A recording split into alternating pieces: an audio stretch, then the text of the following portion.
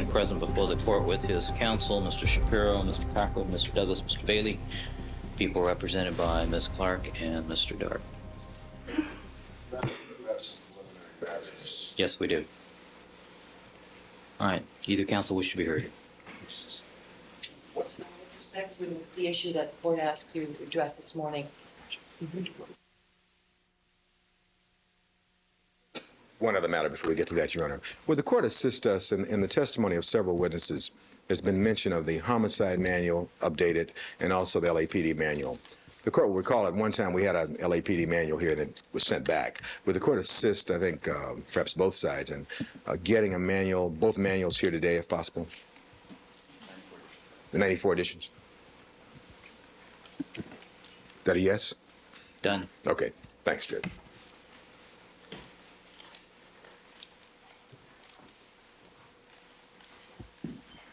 Your Honor, I would like to begin by extending my sincere apology, very sincere apology for being late this morning.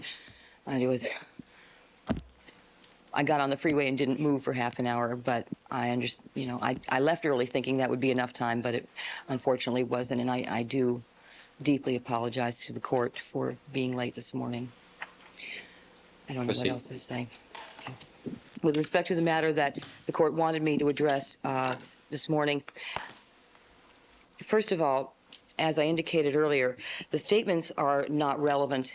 First of all, in direct, the witness did not testify to any matters contained within the search warrant, nor any matters that would pertain to valid impeachment from that search warrant. Excuse me, Your Honor. May I suggest that Detective Warren excuse me in this? Yes. Detective Van Adder, would you step out and wait outside in the hallway, please? Yes, Your Honor. Thank you, sir. Ms. Clark. The issue here is really what relevance do these statements have? Under 352, they are clearly, it's going to be an undue consumption of time to admit them, number one thing, as a broad general issue. If the defense, because if the defense is permitted to go into this with respect to impeachment on the two matters that were indicated yesterday in chambers, then the people should be entitled properly to go into all of the matters in the affidavit that were correct. What we will wind up doing is essentially litigating the validity of the warrant in front of the jury. That the warrant and its averments are not properly before a jury, as is stated in 1538.5M. The sole purpose of litigating the validity of a search warrant is to determine whether or not it states probable cause. Probable cause determinations are not the province of the jury. They are the province of the judge. And the court has already made its ruling with respect to the validity of the search warrant. To the extent that the court deems it appropriate to allow the statements of the affidavit to be used as prior inconsistent statements, there is no inconsistency that it can be attached to. The trial testimony of Detective Van Adder is what we have to base the determination of prior inconsistency on. There have been no statements. There has been no foundation at this time, to this point, that would permit for the admission of the search warrant statements as prior inconsistent statements.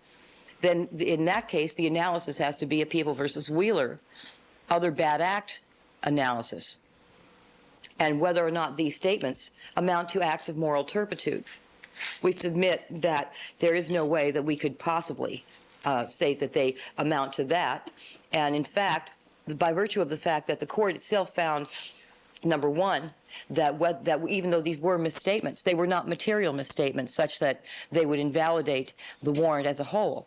That makes them the court in essence has made a determination that these are collateral matters, because the statement about the unexpected flight to Chicago and the human blood on the Bronco door are neither of them material misstatements. The court found reckless disregard with respect to those statements, but nevertheless found that the warrant was sufficient and did state probable cause. But never did the court find them to be material. That in itself indicates the collateral nature of this kind of impeachment. And that's really the essence and the focus of the people's argument here, is that we have counsel attempting to open his own door, which is not permitted, for the purpose of cross-examining on collateral matters. People versus Reyes, 62 Calap 3rd at 53 at page 62. People versus Taylor, 8 Cal 3rd, 174, and People versus Laverne, Lavergne, 4 Cal 3rd, 735, all of which indicate that a party may not cross-examine a witness on collateral matters for the purpose of eliciting something to be contradicted, which is what counsel in this case proposes to do. What is stated in the search warrant affidavit is relevant to what the witness is relevant to the validity of the search warrant. But isn't what's likely to happen is Mr. Shapiro will ask Detective Van Adder, did you make any mistakes in that search warrant affidavit? And he'll probably say, yes, I did. I made 2 mistakes or 3 mistakes, X and Y and Z, and that'll be the end of it, won't it? What? I mean, Well, no, he may ask that. I would object as irrelevant. What he puts in it, what is put into a search warrant affidavit is not relevant material for a jury to hear, But because Detective Van Adder yesterday testified that he did take some notes, and he included in that definition the search warrant affidavit that day, if you recollect the testimony yesterday. I recollect the testimony, but what I recollect is that that was Mr. Shapiro's characterization and not Detective Van Adder's. And we can go back to that portion of the transcript, but as I recall, Detective Van Adder resisted that definition because it really did not comport with what his definition of notes were. And Mr. Shapiro kept insisting that it was part of his notes, but that was his characterization, not Detective Van Adder's. I don't think it was ever adopted by him. It was part of the things that he wrote in this case, you know, of the many writings that he's done in this case with the chronological log, et cetera. But I do not recall the witness adopting that definition. Those were words put in his mouth by Mr. Shapiro.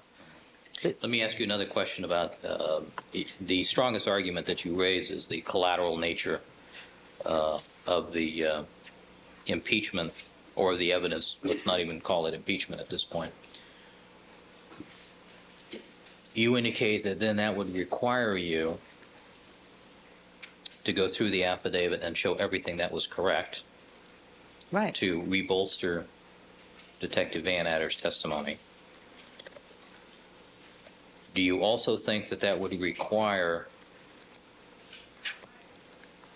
the proof of the substantive facts that are in dispute, the fact that this was an unanticipated trip to Chicago, and that at the time that the search warrant affidavit was written, no test had been completed with regards to whether or not it was human blood? My recollection of our discussions at the 1538 is that it was only a presumptive test for blood, and Correct. not a determination that it was human blood. That's correct. What we'd be required to do at that point is to explain, through the testimony of Detective Van Adder and other witnesses, precisely what brought him to the point where he made those statements in the affidavit. With respect to the conclusion that it was human blood on the door of the Bronco, the people concede it was a presumptive test for blood, and yet it was a logical conclusion that the blood placed on the door handle of a car would be by a human being.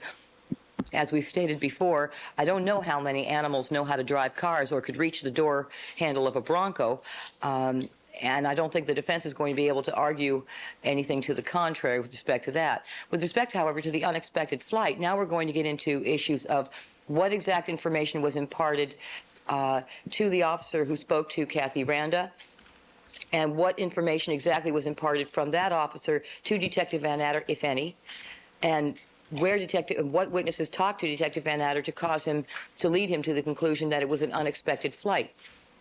We're going to now convene the mini trial of the search warrant affidavit, and that will include not just of course, the statements that counsel wants to elicit as being incorrect, but then to bolster his credibility, we are going to have to go back to all of the numerous statements that were absolutely correct to establish not only the fact that this was not a sloppy job, but to establish also the fact that there was no intentional misstatement.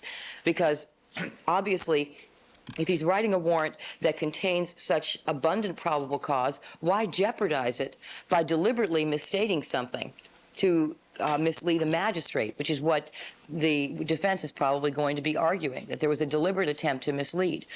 Obviously, when you have an entire search warrant where everything else is correct, and you have a couple of things that are arguably incorrect. And with respect to the unexpected flight, although factually incorrect, as we later determined, the issue is really what Detective Van Adder knew at the time.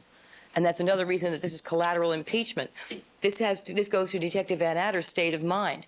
At the time he wrote it, this is what he believed based on a certain set of circumstances and a certain amount of information that he had.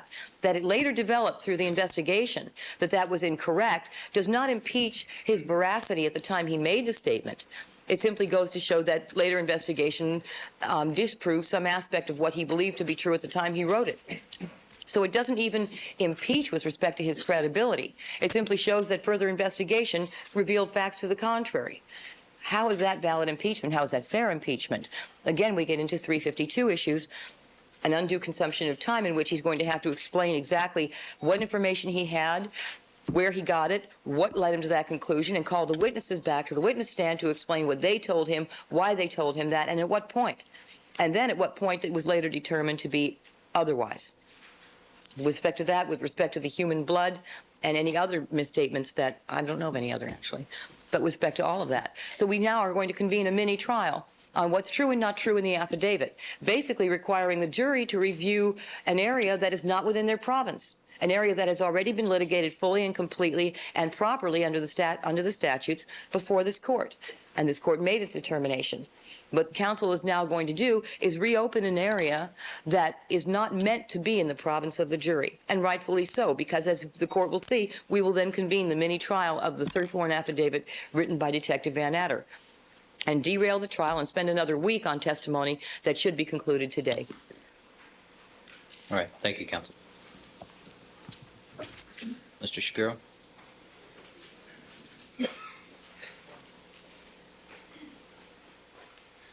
Your Honor, one of the central themes of the defense of this case is the credibility of witnesses.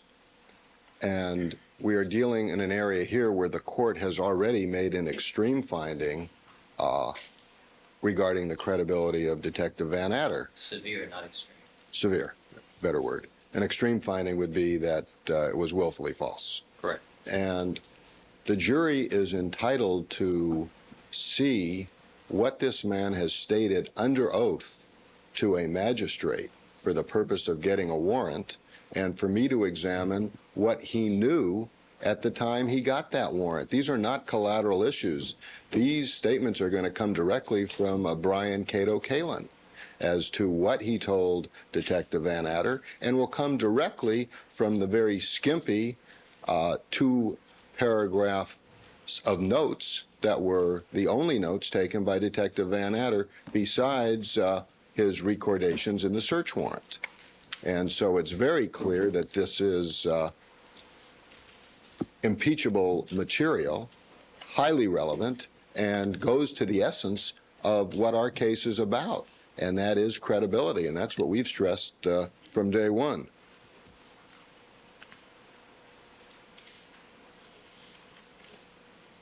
Mr. Shapiro, what concerns me most is Ms. Clark's 352 issue and her argument that this will necessitate a mini trial as to the content of the search warrant affidavit and all the other individuals who were involved. I think this may be the quickest part of cross-examination we've seen in the trial. It will take much less time than we've taken over the last 2 hours from yesterday and today in arguing this issue. It simply is, did you put in the affidavit that a chemist told you there was human blood on the car? We know a presumptive test means only that it could be blood, but it could be other substances. So you're telling me you could do this cross-examination as to these 2 specific issues in 5 or 6 questions? I can't say 5 or 6 questions because it depends on the answer. As you know, Detective Van Adder is an experienced officer of 26 years, and he does not like to directly answer a question. So if he directly answered yes or no. So my question was, do you think you can do this in 5 or 6 questions? I can do it in the questions, but as you know, cross-examination depends on the answers. If he is honest and says yes or no, And yes, I made a mistake, or yes, I made a material misrepresentation. It can be very quick. But if he is not as forthcoming, then we are going to have to show him what he wrote, how he did it before, and the information he had at hand. In any event, it will not be a lengthy part of the examination. All right. Thank you, Mr. Shapiro. Yes. Make one further point, Your Honor. I'm getting the distinct impression from counsel that he think that there is some belief on this side of counsel table that they can admit the court's findings with respect to the search warrant in their questioning of this witness before the jury, and that would be absolutely inappropriate. I don't think the court disagrees. I agree with that. That how it's phrased is very careful. Did you say, as I understand Mr. Shapiro's argument, I think the gist of what the question will be is, did you indicate to the magistrate in the search warrant affidavit that there had been a test for human blood, yes or no? Did you indicate to the magistrate in the search warrant affidavit that Mr. Simpson's trip to Chicago was unanticipated, yes or no? Thinking about this last night, I could do this in 4 questions. It could be, but it won't be. And once he gets into that, Your Honor, we're going to have to respond. No, but if I allow it, it will be. Well, yeah. Well, no, what I meant is if you, I don't mean that. What I meant is Or if you. I'll do the questioning. I would have no objection to Your Honor asking the questioning and the search warrant telling the jury what you're trying to do. Okay, Your Honor, could you do my next 3 witnesses too? Sure. What I meant, Your Honor, was In the not. Talmudic courts, there are no lawyers. It's just the judge asking questions. I think it's a great idea. I think so too. Right. But they don't have any juries either, do they? No. Right. What I was suggesting to the court is that I don't think that it will be. I don't think that if permitted to do this questioning, counsel will conclude it quite that expeditiously. And one has to also consider that the people would then be entitled to counter with all of the correct statements and all the things that were done properly in that search warrant affidavit. It's going to be a lot of time we're going to wind up spending on an issue that is clearly collateral. Okay, I've already made that argument, but and I'm not going to make it again, Your Honor, but I do wish that the court would instruct counsel not to question the witness on this, Your Honor's rulings with respect to this warrant. All right. Thank you, counsel. All right, Mr. Shapiro, Ms. Clark, I am going to allow limited questioning of Detective Van Etter as to those 2 statements in the search warrant affidavit. And as I've indicated to counsel, it's a very limited number of questions that I'm going to allow in that area. Likewise, the redirect as to rehabilitation will be somewhat limited as well. Also, Mr. Shapiro, I'm going to direct you not to mention in this not to ask any questions that call for legal conclusions or that indicate the court's previous ruling or findings with regards to the search warrant affidavit, which are irrelevant as far as the jury is concerned. Is that understood? Yes, it is. All right, let's proceed. Your Honor, we also have 2 other matters that we'd like to present. One is a video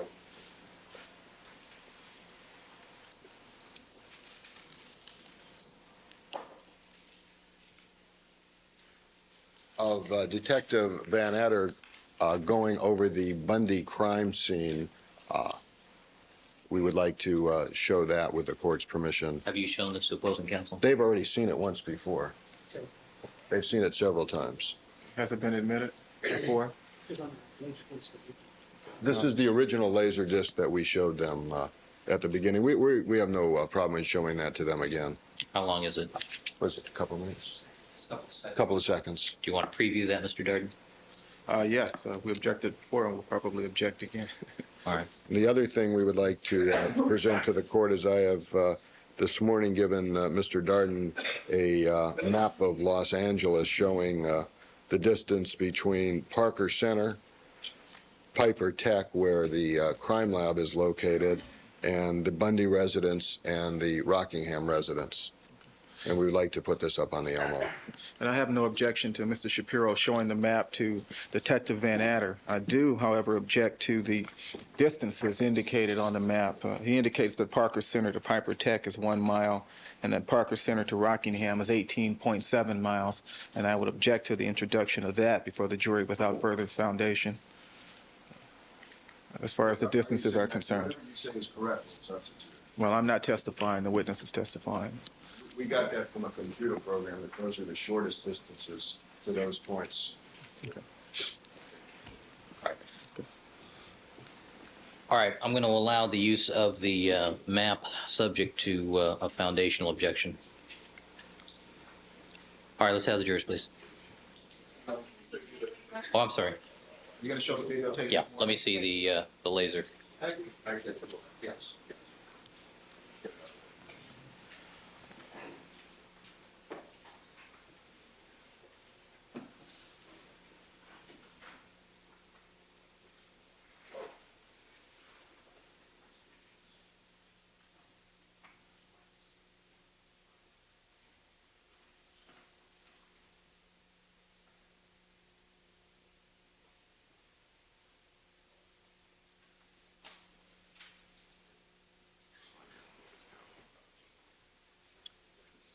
All right. I've seen the video presentation. Any comment? Mr. Darden?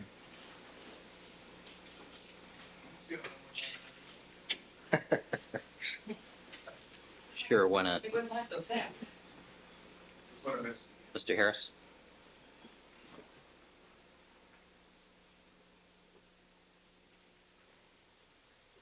Yeah, yeah.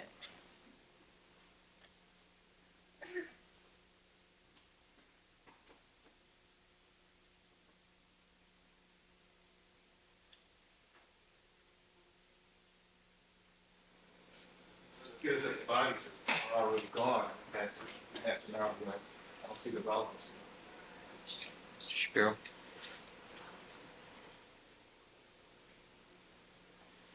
We believe the evidence will show that Criminalist Fung was still there and that evidence was still being collected after the bodies were removed, and it goes to impeach their previous testimony. Unless there's some evidence that Mr. Fung is collecting evidence then or at that time. All right, I wasn't paying attention to Mr. Fung, who I did see. Let me see it one last time.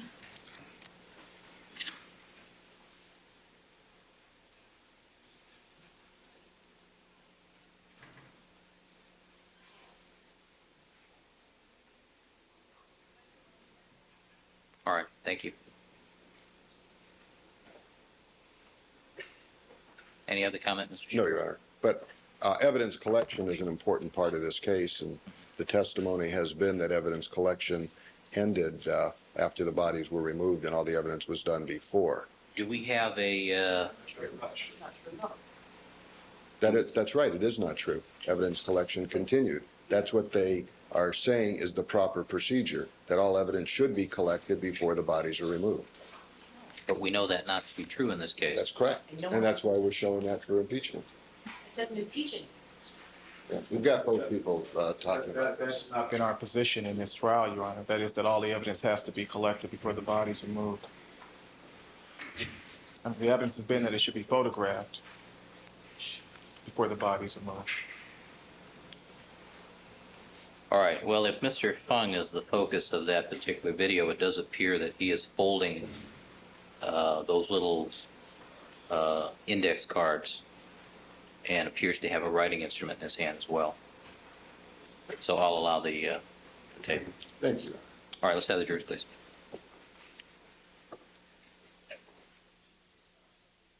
The traffic problems, things that you have probably forgotten about recently. All right, Detective Philip Van Adder is still on the witness stand undergoing cross-examination by Mr. Shapiro. Good morning, Detective Van Adder. Good morning, Your Honor. Detective, you're reminded you are still under oath, and Mr. Shapiro, you may continue. Thank you very much. Good morning, ladies and gentlemen. Morning, Detective. Good morning, Mr. Shapiro. Yesterday, you indicated that you would like some time to review your reports to see if you made any indication in any of your records as to whether you were shown any blood smears by Detective Furman. Have you had an opportunity to do that, sir? Yes, I don't recall him showing me any blood smears that morning. And there's no indication that you were shown any blood smears by Detective Furman? No, I couldn't find any, no. And if Detective Furman testified that there were blood smears on the door, that would certainly be something that would be important for him to point out to you, would it not? He may have pointed them out. I don't recall him doing that. Well, this is something very important, is it not, what blood you saw in the Bronco at Rockingham? Pardon, sir? I didn't understand. Is the observation of blood on the Bronco something that is very important in a homicide investigation like this? Yes, sir. And if you were shown blood smears on the bottom of the Bronco, isn't that something that you would remember? I don't recall him showing them to me. He could have. I don't recall it. My question is, isn't that something you would remember if those were shown to you? I don't know how to answer that since I don't recall them being shown to me. That's the best answer you give as to whether or not you would remember blood smears at Rockingham. Sustained. Did it ever dawn on you, sir, that if there were blood smears at the bottom, well, you saw blood smears inside the door on the bottom of the Bronco, didn't you? Toward the top, toward the window, yes. Did you see any blood towards the bottom of the door? Down inside the vehicle? Yes. No. Did it ever dawn on you that Detective Furman must have gone inside that car for him to see those blood spots? Sustained. Rephrase the question. If Detective Furman testified that he saw blood smears on the bottom of the Bronco, and your recollection is you did not see blood smears and the Detective Furman didn't show them to you, did it dawn on you that Detective Furman must have gone inside the Bronco to make those observations? Overruled on that ground. As I recall Detective Furman's testimony, the blood smears he saw were on the outside of the vehicle, not inside. Did that raise a question in your mind since you never saw blood smears outside the vehicle? Sustained. Rephrase the question. Did it cause you concern since you don't remember seeing any blood stains outside the vehicle? No, there was a lot of blood there that I didn't see originally. I'm talking about outside the vehicle. Was there a lot of blood outside the vehicle that you didn't see? At any point in time? Yes, I don't recall seeing the blood smears along the panel of the door at the bottom. Did you ever see those blood smears? I saw a report that they were tested presumptive for blood. Did you ever see those blood smears yourself? I don't recall seeing them, no, sir. Did you testify yesterday that you did see them? No, sir, I did not.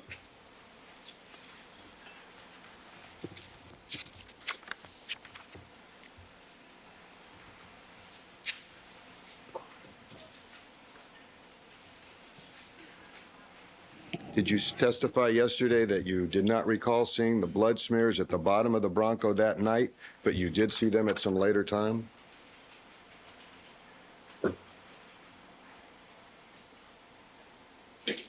I don't believe I said that. I don't recall seeing those smears at the bottom of the door. May I show you your testimony of yesterday? We have taken this off a computer, and perhaps I can read it to him. These are off the live notes, but we can maybe locate it from the transcript. Would your court allow me to use? I would prefer the transcript, which. All right. Let me then, We've I'll go gone on to to- another matter. All right.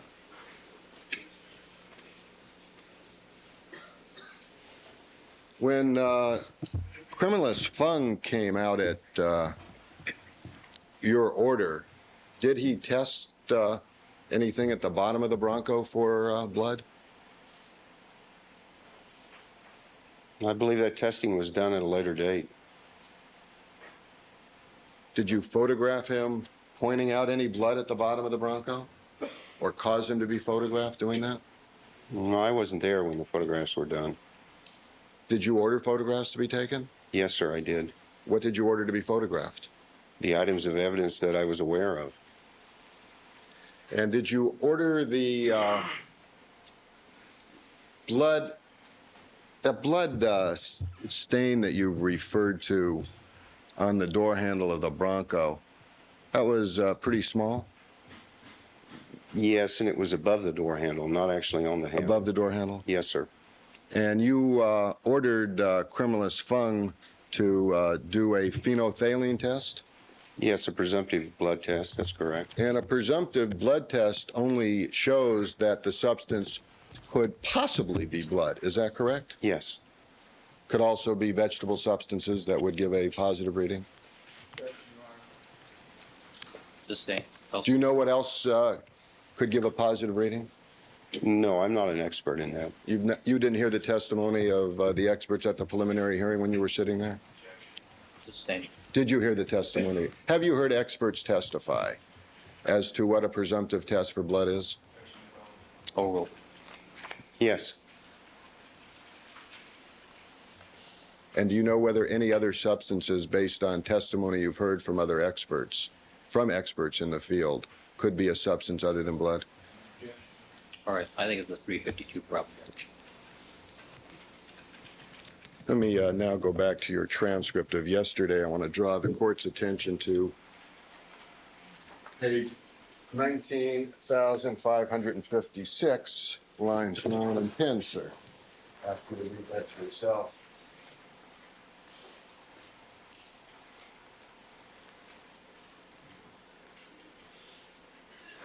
Okay. May I put this up on the Young? Yes.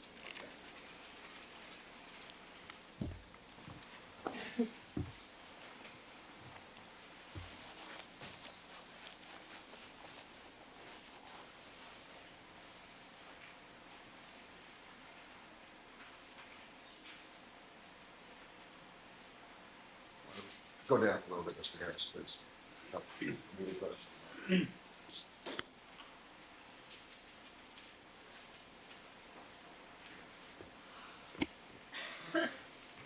Rather than, I'm sorry.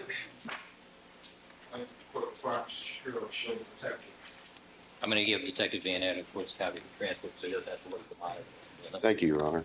He'd be allowed to do all the way down to line 2. We have the whole,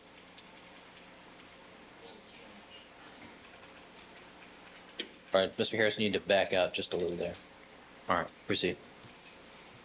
Do you recall being asked a question regarding Detective Furman, that you heard him testify that there were blood smears on the bottom of the door, didn't you?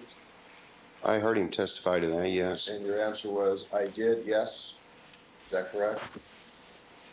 Yes. And then you were asked, did you see those? Recall that? Yes. And did you answer that question? I did at a later time. I don't recall him showing them to me that night. Yes. I'm asking Mr. Shapiro be required to present to the jury all of the, whether the entire exchange all the way up to line 20. Shapiro? Your Honor, I think that would be proper for cross-examination. This is what I wanted to show. I think it directly impeaches the witness. This is Grass. I mean, a redirect examination of the people. All right, overruled. Proceed.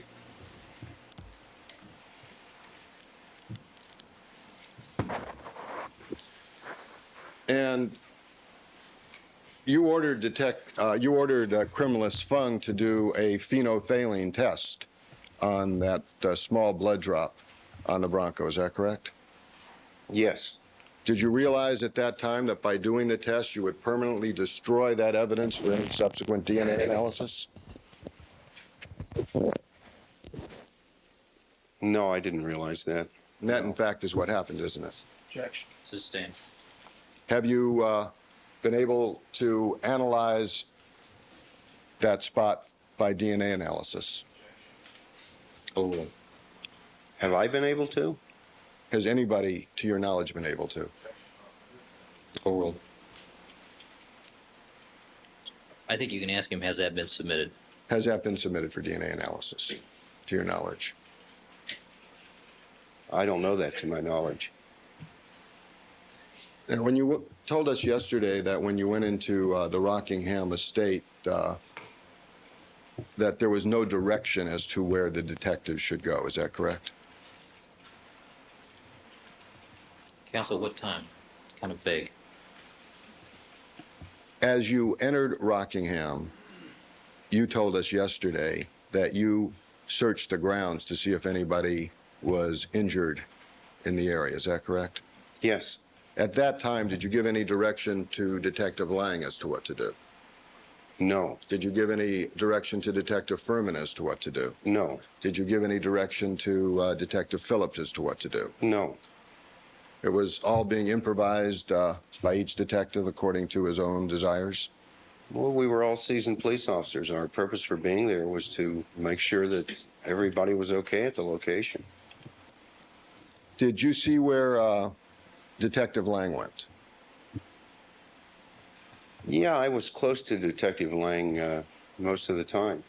So were you working as partners during that observation phase? Yeah, we work as partners all the time, yes. And everywhere you went, he went? Not everywhere, no. Where did he go that you didn't go? He went to the back door of the location. I later went there. He remained in the kitchen when I went into the maid's quarters, and he remained in the kitchen when I went back into the bar area. And then I was out of his view for a period of time after that. Did you direct anybody when you entered to look for people to find where is OJ?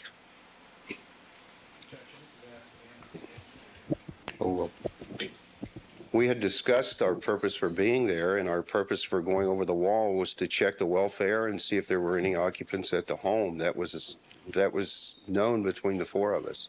Is it standard police procedure when a witness is awakened to give them a test for alcohol or drug intoxication? Standard? Yes. I think that would depend on the circumstances. Did you give any direction to Detective Furman regarding a man known as Brian Cato Kalin? No.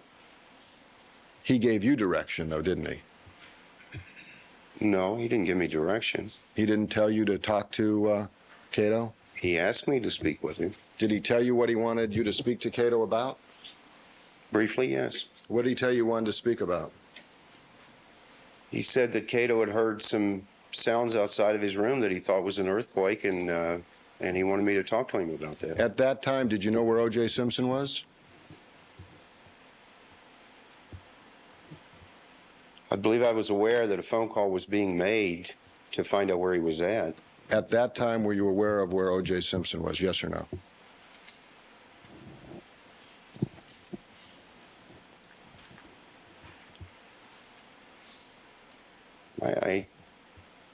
I may have been. I'm not sure.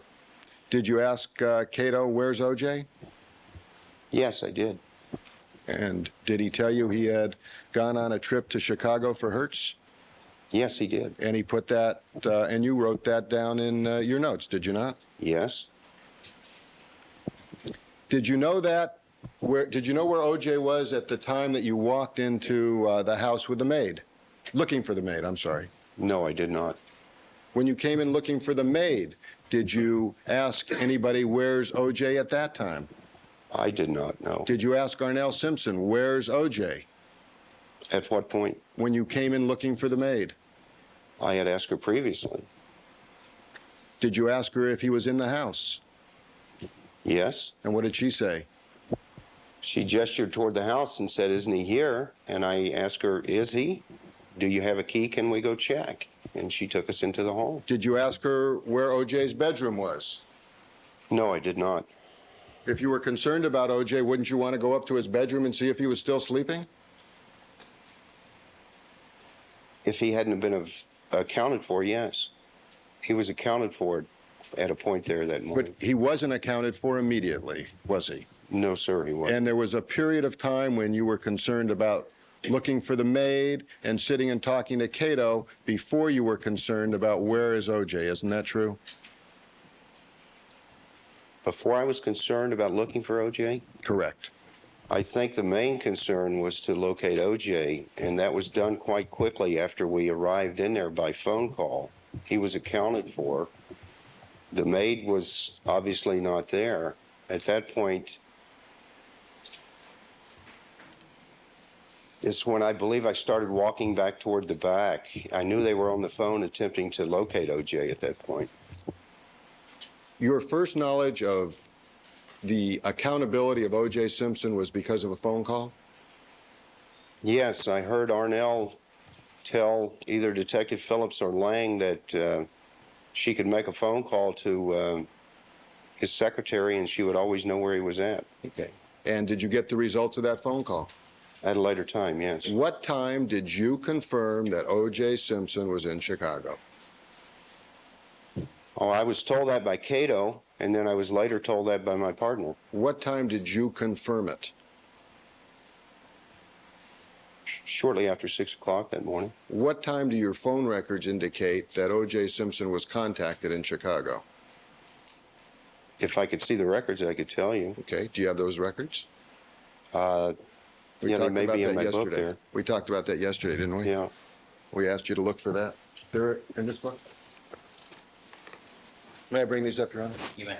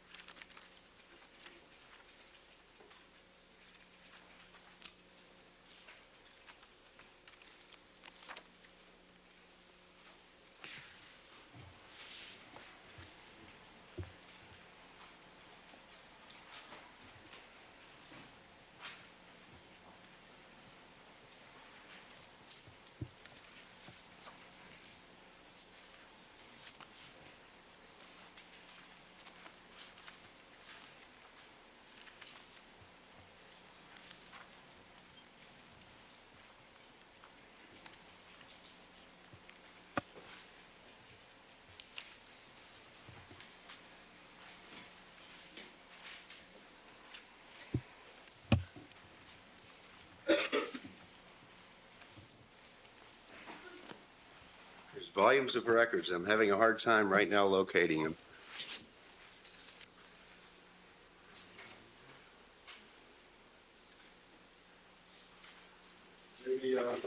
Your Honor, I would have no objection to Detective Lang helping Detective Phillips try to locate this. All right. Detective Lang, why don't you take the investigation notebooks and see if you can find the phone records for that point in time? Please.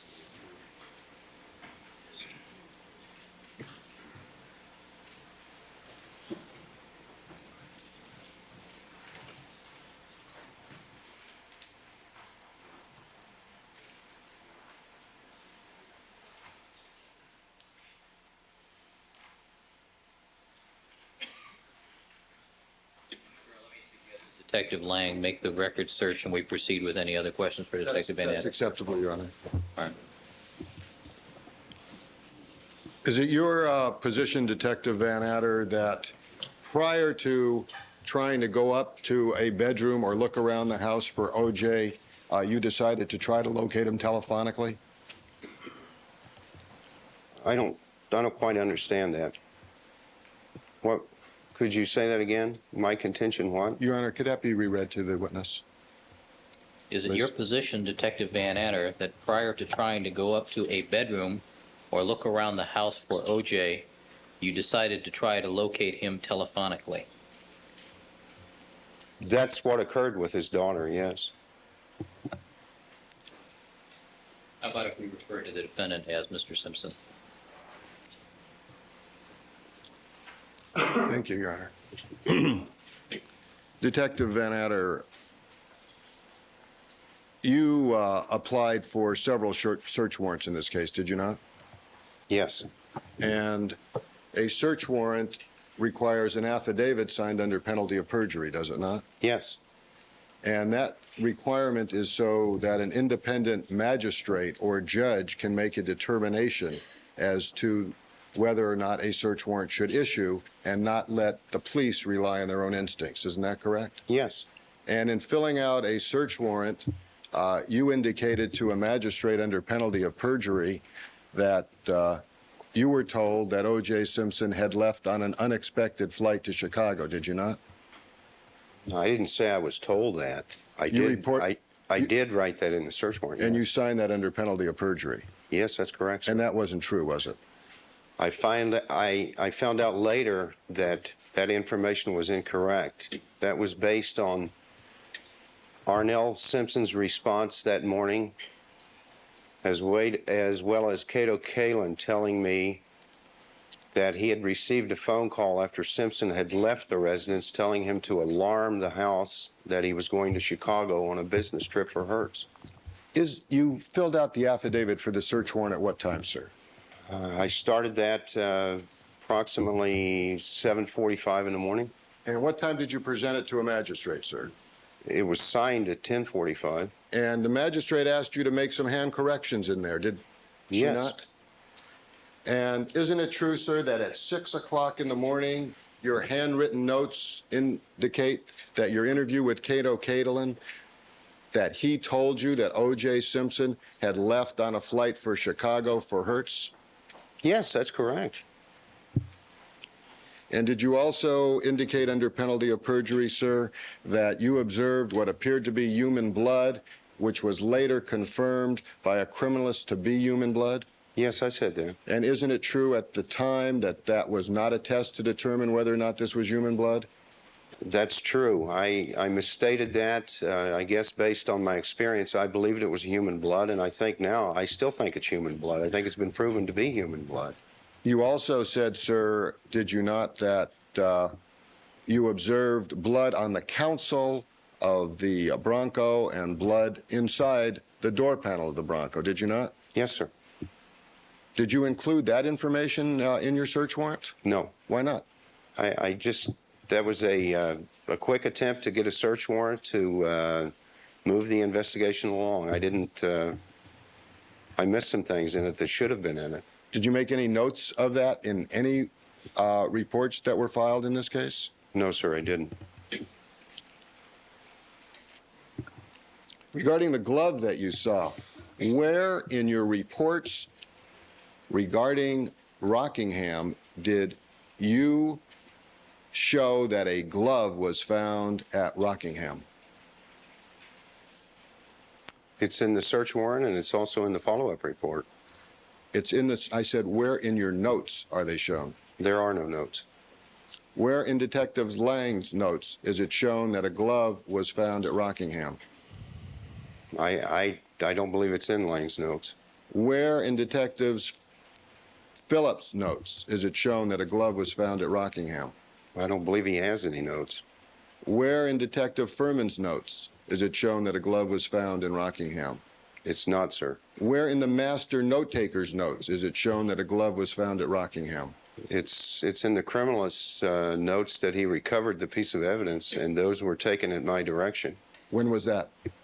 When were those The morning notes of the taken? 13th. At your direction. That's correct, yes. And do you have those notes?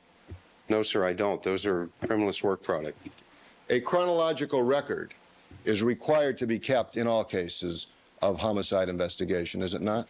Yes, sir. Where in the chronological record does it indicate that any of the 4 officers there recovered a glove? It doesn't.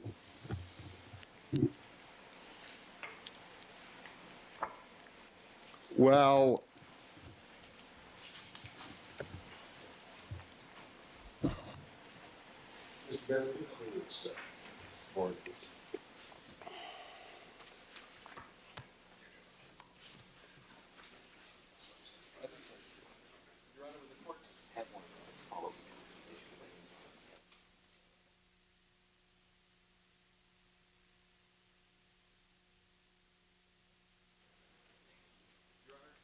Yes.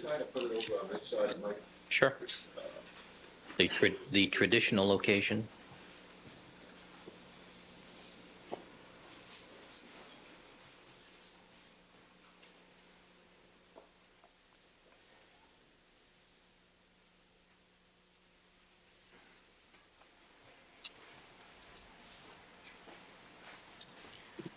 This is a diagram that you previously authenticated at the direction of Mr. Darden, is that correct? Yes, sir. And in putting up a diagram for a jury, you want to be certain that that diagram is accurate, do you not? It appears to be accurate. Yeah. Well, has anybody looked at it to make sure that it's accurate? It appears to be accurate. All right, Mr. Shapiro, which People's Exhibit is this?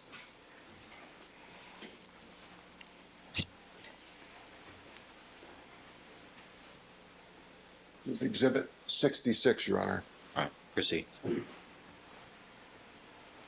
Now, one of the things that you've told us about is a path of blood that led from the control gate at Rockingham to the front entrance of the house at Rockingham. Is that correct? Well, I don't think it was a path. There was blood droplets that appeared to be a trail, yes. How many blood droplets constitute a trail? Oh, it could go from 1, 2 to 5,000 if it proceeded that far. And it was your opinion that the person who dropped the glove at Rockingham was involved in the murders of Nicole Brown Simpson and Ronald Goldman, is it not? Yes, it is. I take it then that if there was blood coming from Rockingham to the entrance of the house, that same person would be bleeding at the time that the glove was placed in the condition in the area outside of Kalen's room. Is that correct? Sustain. Is it your opinion that the person who did the killing was bleeding at the time he came or she came to Rockingham? Yes. I take it then there was a thorough search for blood from the area of Rockingham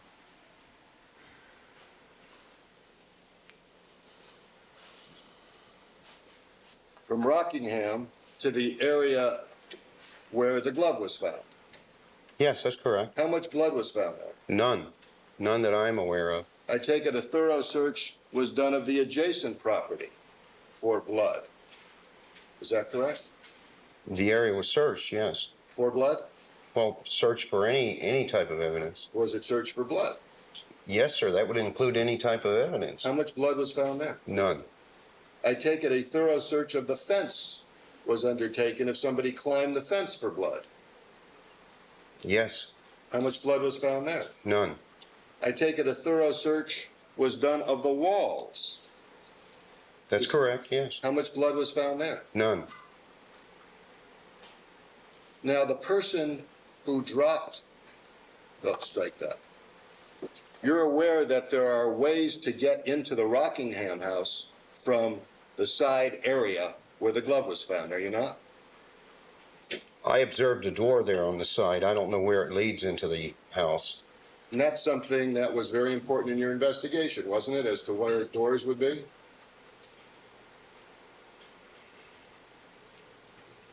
No, I wouldn't say that impacted me, no.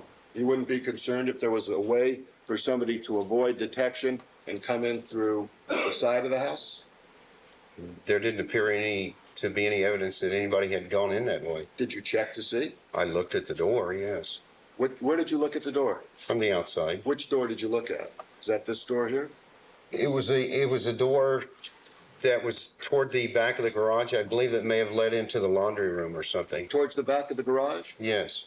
Where's that door shown on this diagram? May I stand up? Sure. I believe There's another bunch of that. it's shown right in here. May we mark that somehow for identification?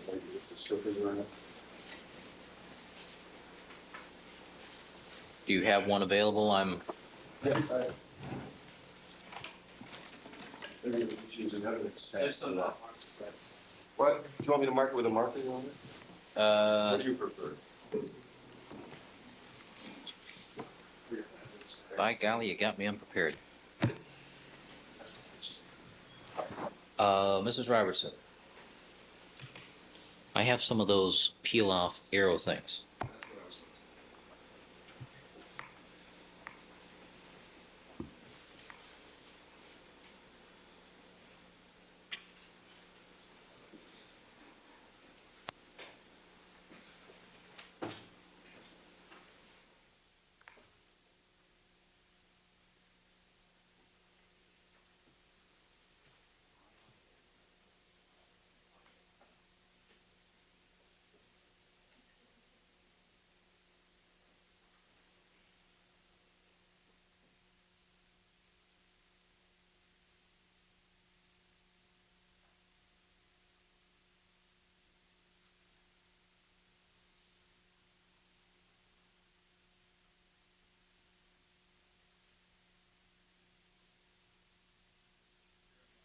Well, please. This is a full service.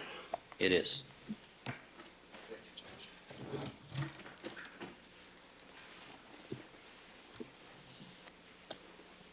Van Adder, would you be kind enough to show me, put that on the diagram? Yeah, I believe this indicates the overview.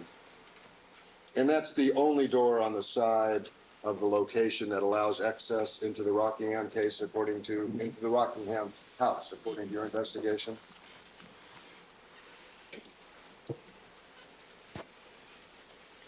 I never went through the door, so I don't know if there's any other doors there or not. I don't recall any other. Well, you had 2 search warrants for this house, did you not? That's correct, yes. And you also were looking around to see whether there were any bodies lying around, were you not? That's correct. And you also have approved of this diagram, have you not? It appears to be accurate to me, yes. So you would certainly want to know how anybody could get into the house and to check to see whether there's any blood trail there, would you not? There was no blood trail found. Well, but you would not know that unless you knew where all the entrances to the house were. Isn't that correct? Well, there was an apparent blood trail that led from the Rockingham gate from the street right into the front door. I think that would, unless you had a whole bunch of people there bleeding, that would preclude any other blood trails. And there was no other blood found. Would it surprise you, sir, to learn that there is a door that goes into the garage that leads into the kitchen of the house? No, that wouldn't surprise me. That's a possibility. It could be there. Sorry, Mr. Shapiro just placed another piece of tape on. He did. I asked him to remove it. I think we need to have those placed on by witnesses, if possible. I'm sorry? How about if you remove the second arrow, please, at this point? Well, can I just indicate that he said that, all right, I'll just read that now. Thank you, Your Honor.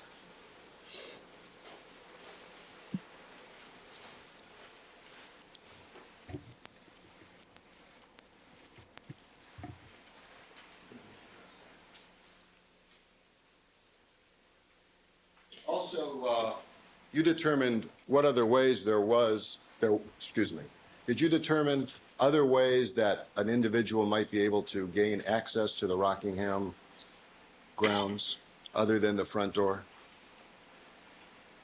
Or through the 2 gates?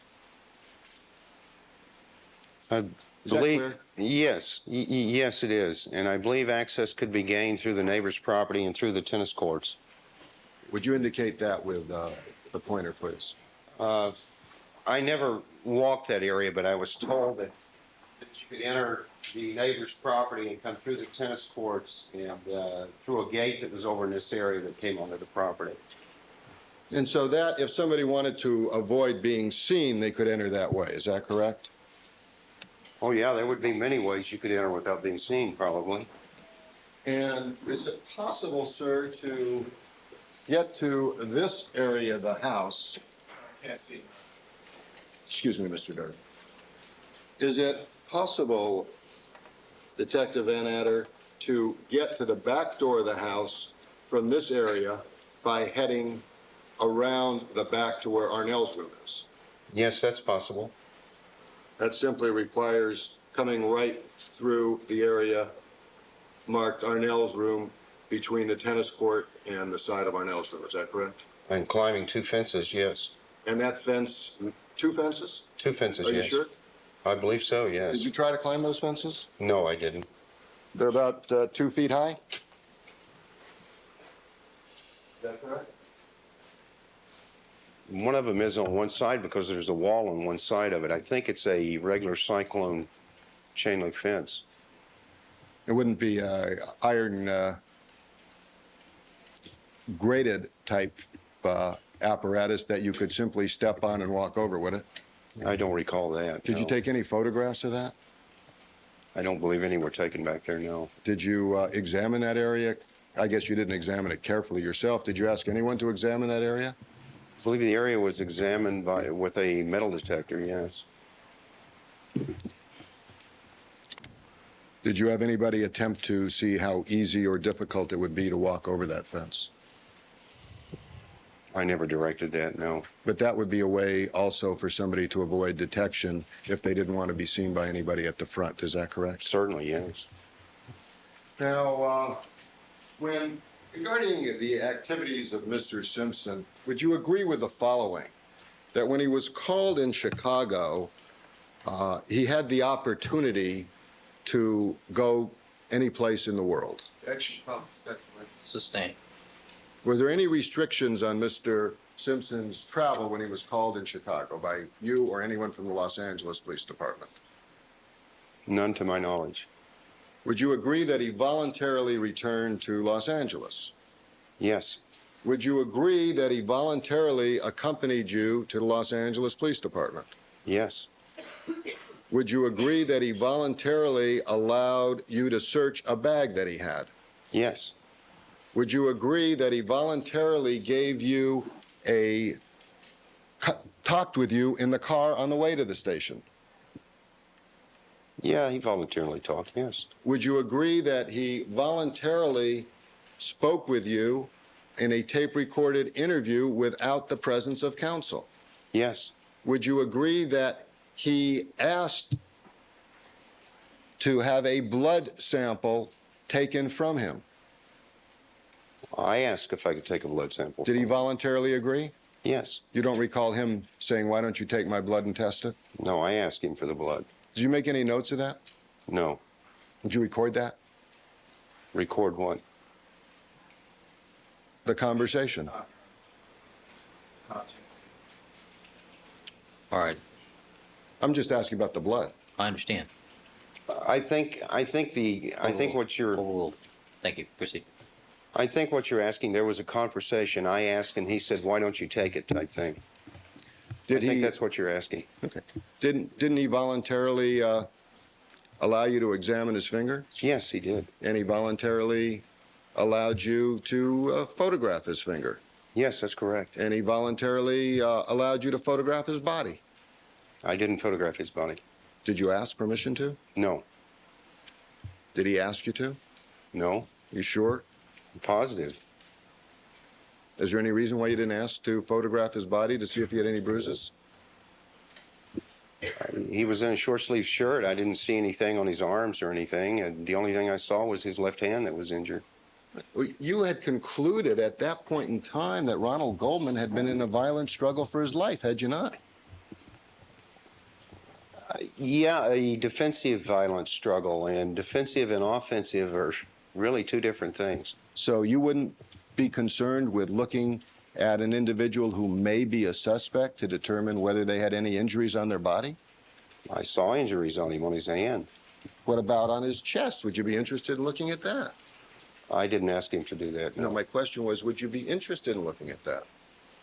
If he had been placed under arrest at that point, I would have looked at it. He was not under arrest. I never asked him to look at it. Well, he was as cooperative as anybody could be, wasn't he? If being truthful is being cooperative, then that's very subjective. I'm not sure that his demeanor was cooperative, but I don't believe the information was truthful. Did he do everything you asked of him? Yes. Is there any reason why you wouldn't ask him if you could examine his body and photograph it? I didn't do that. Is there any reason why you didn't? I just didn't do it. Well, I know you didn't, but is there a reason why you didn't? I just didn't do it, sir. Did you I didn't ask him. I just didn't do it. Did you forget? Did you think it wasn't important? Is it was something that had no value at all to you as an investigator? Overruled.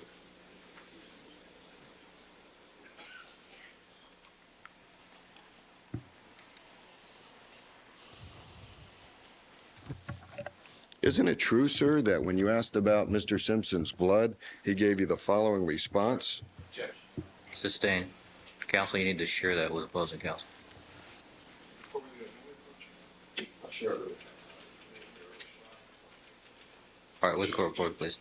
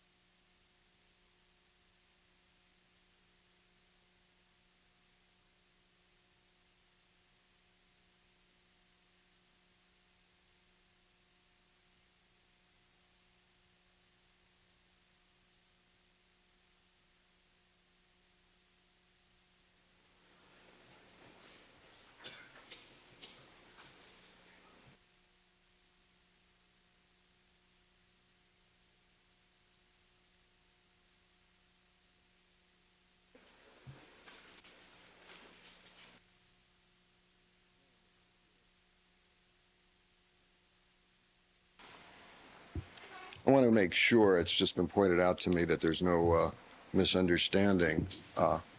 Was there any blood trail found leading away from the glove into the residence? No, I didn't find any. And regarding your conversation with Cato, did he tell you that a limousine had come to pick up OJ? He told me that he had seen a limousine there, yes. And Detective Furman was aware of that, was he not?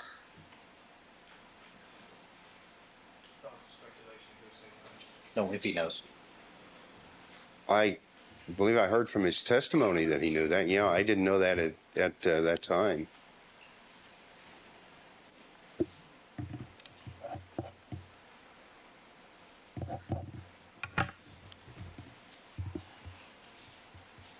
When you took OJ's blood sample, you were at a place called Parker Center, Yes, sir. and that's the main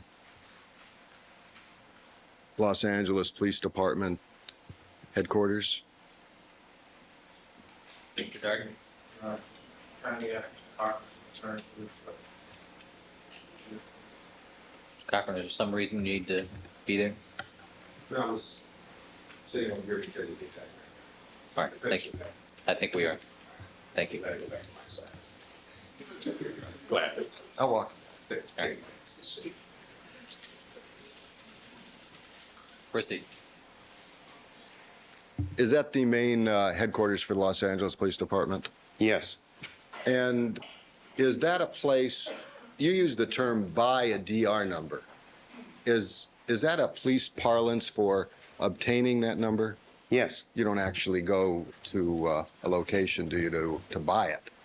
No, that's just a term of obtaining a DR number. And it's something that's very easily obtained and very regularly obtained.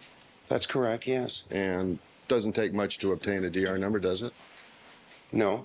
You simply walk down to the clerk and ask for one. Isn't that correct? Well, in this case, the DR number... Not in this case. Is that in the general case? You simply walk down and No. and ask for one. No, that's not true. How do you get a DR number? The DR numbers come from the Division of Occurrence, which meant that this DR number had to come from West Los Angeles Division. So you have to go out to West Los Angeles to get it? Or telephone West Los Angeles. So you couldn't, is it your testimony that you couldn't walk downstairs in Parker Center, go to the clerk and ask the clerk to call West Los Angeles to get a DR number? Oh, of course I could have done that. And that would take, what, less than a minute? Well, if I did it that way, it would take longer than a minute. I could have actually made the phone call myself. I didn't. How long would that take? Probably 10 minutes time. And there's an evidence locker there to store blood evidence, is there not? Yes, And there's refrigeration facilities there. yes. And the criminal laboratory that's run by the Los Angeles Police Department, where's that located? It's on Vigna Street. It's called Piper Tech. And how far is Piper Tech in miles, if you know, from Parker Center? Approximately a mile. And how far is Parker Center from the Rockingham location? Approximately 20 miles. 20 miles? Yeah, approximately. Now, the evidence that you collected from Mr. Simpson, the blood evidence, is very sensitive evidence, is it not? Yes, very sensitive. And as an experienced detective, you wanted to make sure that there was a measured amount of blood in there, did you not? Measured amount of blood? Yeah, you want to know how much blood you had to start out with, didn't you? You were going to use this as what they call a reference sample. That would not be for me to determine. The amount drawn is done by the nurse, and then the amount used is done by the criminalist, not by me. What did the nurse know about this case that drew the blood? No, you don't understand, sir. I didn't do the drawing of the blood. The nurse actually drew the blood. What did the nurse know about this case? The nurse knew nothing about the case. I asked the nurse to draw me a blood sample. Did you ask the nurse or request the nurse to draw a specific amount of blood? No, sir, I did not. You just left that up to the nurse who knew nothing about the case. Well, I think there's standards for drawing blood samples. What are the standards? I don't know. I don't draw blood samples. What makes you think there are standards? I would assume that a sample that's taken is a standard sample. I don't know what that would be. And doesn't LAPD policy require blood samples to be booked immediately? As soon as practical, yes. Does it say immediately or as soon as practical? Well, immediately to me means as soon as Well, practical. I know what it means to you, but I'm saying, what does the policy say without your interpretation? As soon as possible. It says as soon as possible. That's what Yes. the manual says? Yes. You sure of that? Well, it says immediately, or let me withdraw that. It says immediately is what it says. To me, immediately means as soon as practical, as soon as can be done. And as soon as can be done was when you had it in your hand to walk down, call up, get your DR number, and in the same building you were in, turn it over to the evidence room and have it marked and booked and properly refrigerated, right? That couldn't be done at that point Why not? because other evidence had been gathered. Evidence has to be booked in a sequence. I didn't know what number the blood would be in the sequence. To me, once I turn it over to the criminalist, it's been booked anyway. So you are telling us under oath that you, as the lead detective, could not have booked a vial of blood taken from OJ Simpson at Parker Center where the blood was taken. Is that your testimony, sir? No. I could have done that. Okay, thank you. Could you? I was just about to take a break. Okay, thank you. All right, ladies and gentlemen, we're going to take a need to change court reporters at this time. Please remember my admonitions to you. Don't discuss the case amongst yourselves. Don't form any opinions about the case. Don't allow anybody to communicate with you. Don't perform any deliberations till the matter has been submitted to you. We'll be in recess until 11 o'clock. Detective Van Adder, you may step down, sir. Where was the criminalist? At Rockingham, How'd you know that? because I knew that the search warrants, the execution of the search warrant had started at approximately after 12 noon, and I knew that there were still officers at the location, and believed that he was at the location also. You believed, but you didn't know. Well, I didn't know for certain You didn't call him and say, are you at the location? I've got some blood to bring to you? No, I didn't talk to him on the phone. You didn't call anybody there in charge to see where the criminalist was? No. And there were many areas where a criminalist could be. Isn't that correct? Well, I knew he was either at Bundy or Rockingham, yes. So you didn't know which one of the two? Well, I assumed Rockingham because I knew the search warrant had started after 12 noon. All right. I want to show you a map of the areas we've been talking about and ask you if you can identify. Mr. Harris, can we get a slightly tighter focus on that? Little. Can you identify where Parker Center is? You see that? Yes, I see the notation there, yes. And it's approximately, you say, a little over a mile to Piper Tech? Well, I believe it's approximately a mile. Yes. Mile. And those are two areas where you've told us the blood could be booked. Yes, that's correct. Where did you go when you left Parker Center? Straight to Rockingham. What route did you take? The Santa Monica Freeway to the San Diego Freeway. And you were driving? We were both driving. We took our cars. Took our own cars. Where was this blood vial? With me and my vehicle. Where? In a manila envelope on the front seat of my car. Do you have any ice or refrigeration equipment with you? No, I knew there was preservative in the vial when the blood was drawn. How'd you know that? Did you test it? No, but I know that vials that are used by the police department for blood samples contain preservative. Supposed to contain preservative. Well, I think, okay, if you want to say supposed to, it's my information they contain preservatives in the vials. But you haven't tested that and you have no independent knowledge of any preservative being in there, do you? No, sir, I haven't tested it, no.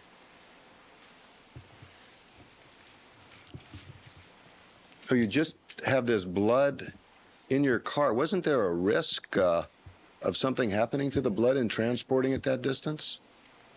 No, the risk was me not keeping control of the blood, the chain of custody of the blood to give it to the criminalist. That was the risk. I take it that if you walked it from where you were in Parker Center right up to the evidence room, there'd be much less risk. Well, at that point, the paperwork couldn't have been completed. Now, my question was risk, sir. I don't mean to interrupt you. I'm trying to explain that. There would have been a greater risk. The paperwork couldn't have been completed. There would have been no actual physical control over the item. So you're telling us that at Parker Center that you could not have taken that item and booked it immediately?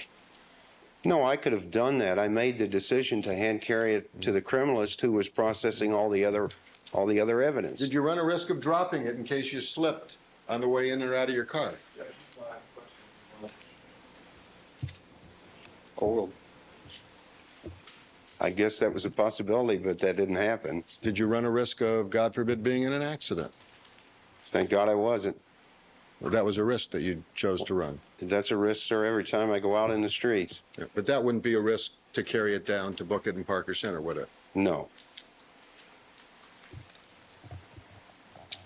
Oh, you left, you say, at the latest at 3:30 from Parker Center? No, I didn't say that. I think it was around 4 o'clock that I left Parker Well, you Center. got the blood at 3:30.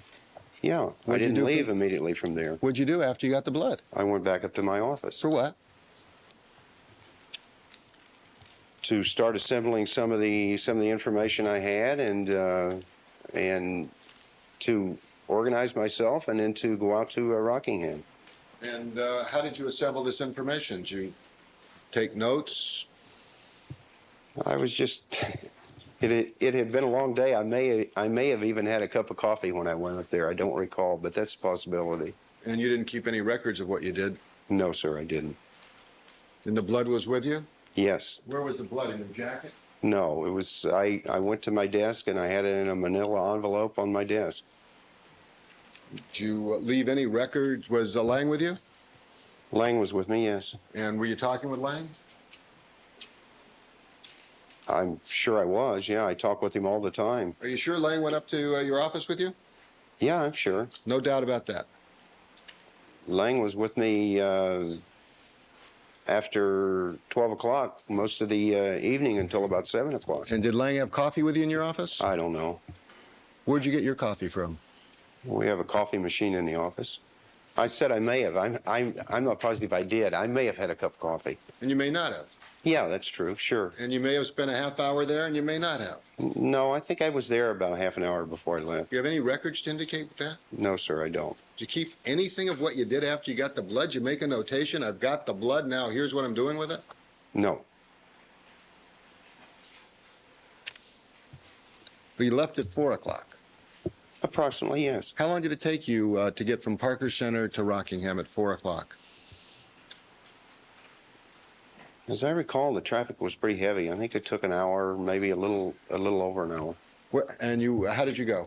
I believe I told you the Santa Monica Freeway to the San Diego Freeway to Sunset Boulevard. From Sunset Boulevard to Rockingham? Yes, And that took you about an hour. I think so, yeah, approximately. Did you log in what time you arrived at Rockingham?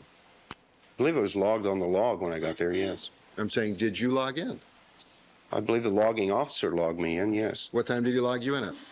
I think at approximately 5:20, as I recall.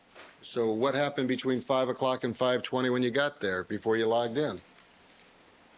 Well, it's tough to account for a minute-by-minute accounting. I drove straight to Rockingham, checked in, and immediately gave the blood to the criminalist who had finished his work and was leaving. You didn't go to Bundy first? No, I did not. And you didn't know where the criminalist was, or even if he was at Rockingham, did you? I assumed he was at Rockingham. He was at Rockingham, as a matter of fact. Isn't it true that the only accounting for time that is recorded is the time the blood was drawn, which you say is 3:30, and the time that you logged in at Rockingham, which is 5:20, almost 2 hours? That's correct, yes. And Mazzola was with Fung at the time you turned the blood over?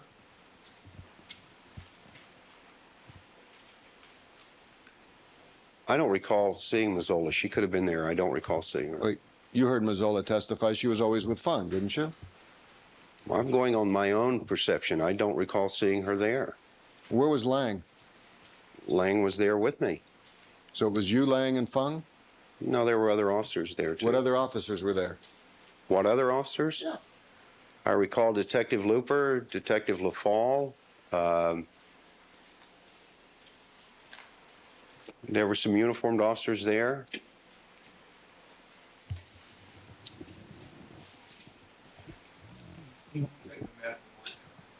Yeah, do we need this anymore? And I don't recall any other names. There were officers there. Does Fung work out of Parker Center? No, Does Fung work out of Piper Tech? no. Where does Fung work out of?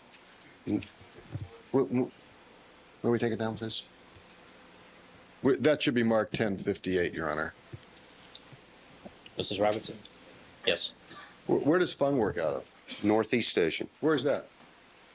It's on York Boulevard, I believe. On where? San Fernando, I believe. It's in northeast section. Well, I'm not familiar with that area. That's San Fernando Valley? Wait. No. Wait. Gentlemen, you are both talking at the same time again. Please. All right, Excuse me, tell us where the new Northeast station is. It's off of the Glendale Freeway at, I believe, York Boulevard. Now, did you want all the evidence to be booked down at Piper Tech? Yes? That's the most secure place, isn't it? Well, that's where serology is analyzed. I wouldn't say it's the most secure place, no. And did you direct Fung as to where to take this blood for booking? Detective Fung would automatically take it to Piper Tech for booking How do you know that? because that's part of his job. Do you know that he did that? No, I wasn't with him 24 hours a day, no. Did he give you a receipt for the blood you gave him? He wrote it in his notes. He didn't give me a receipt, he wrote it in his notes. Did you notice when you took the blood whether or not the there was any blood dripping in the area of the corked portion of the tube? I don't recall any blood dripping. Did you look? I looked at the vial. I don't recall any blood dripping.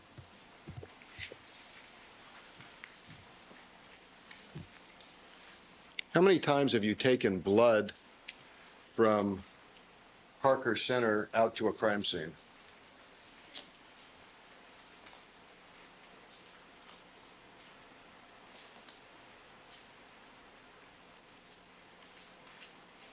I don't know. This may have been the first time. I don't know. I can't recall right now any other times that I've done that. How many times have you been involved in a murder case where you've taken a statement voluntarily from a suspect and not introduced it into evidence? Sustained.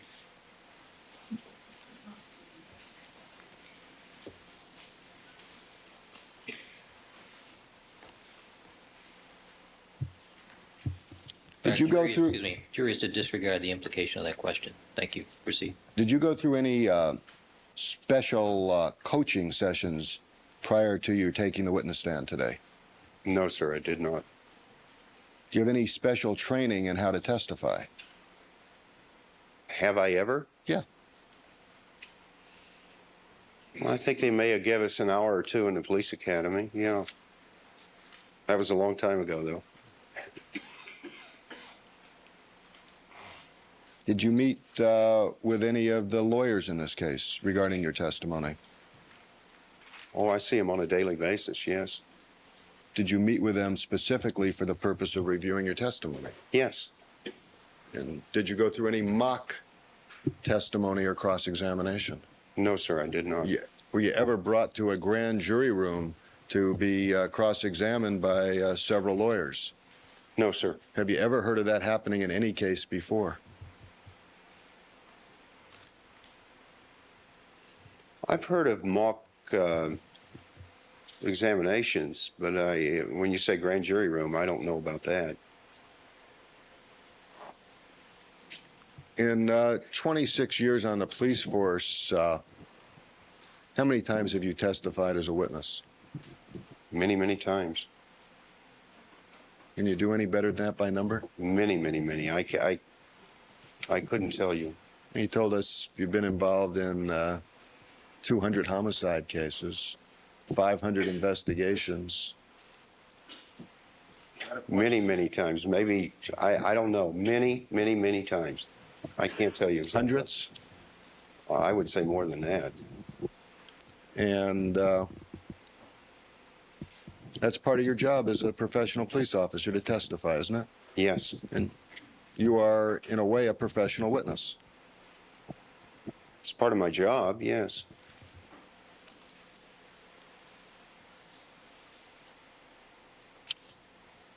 Have you been told to do anything regarding your emotions when you testify?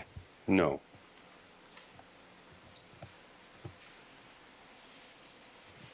At any time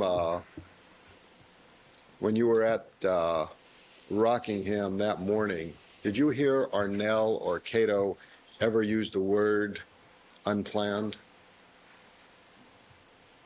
No. Did you ever hear that word used by Kathy Randa or attributed to her? No. Did you ever hear that word used by anyone? No.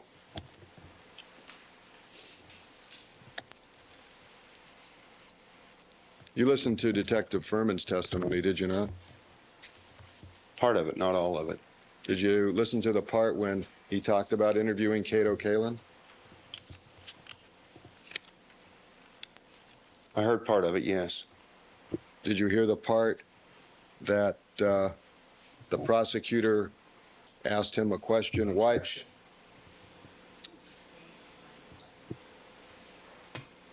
Counsel, Why- foundational objection at this point. Point of reading that. Oh, this was your Yes. question. I'm sorry.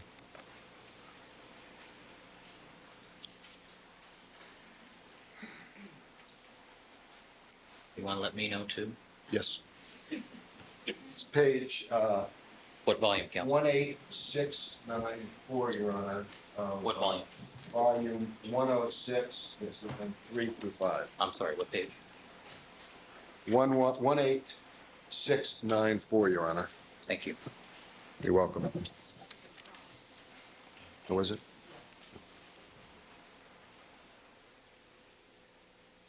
I stand corrected. That was not Mr. Darden's question or Ms. Clark's question. I apologize to both of them for saying that it was. There's an objection to the property.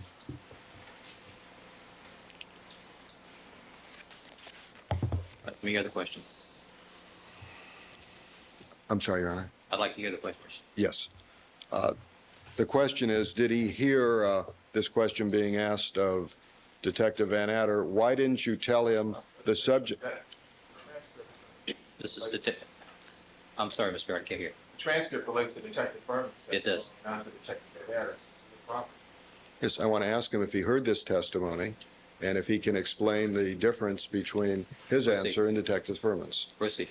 Yes. The question was to Detective Furman, why didn't you tell him, referring to you, Detective Van Adder, the subject matter about which he ought to be concerned if he was going to interrogate a witness? His answer, no reason. I wanted to go investigate the noise to see if we could even get to that south wall.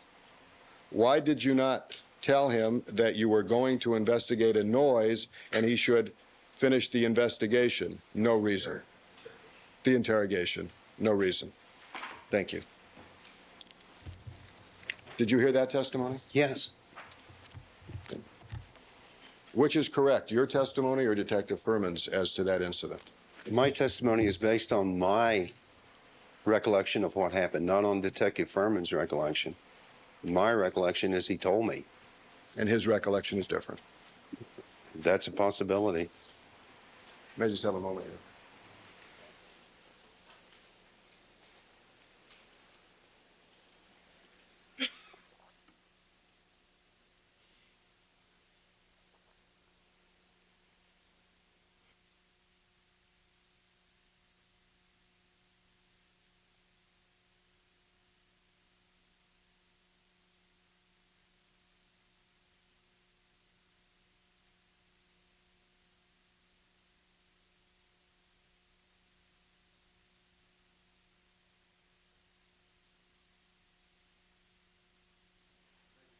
To review some material, Your Honor, please. Certainly. Thank you.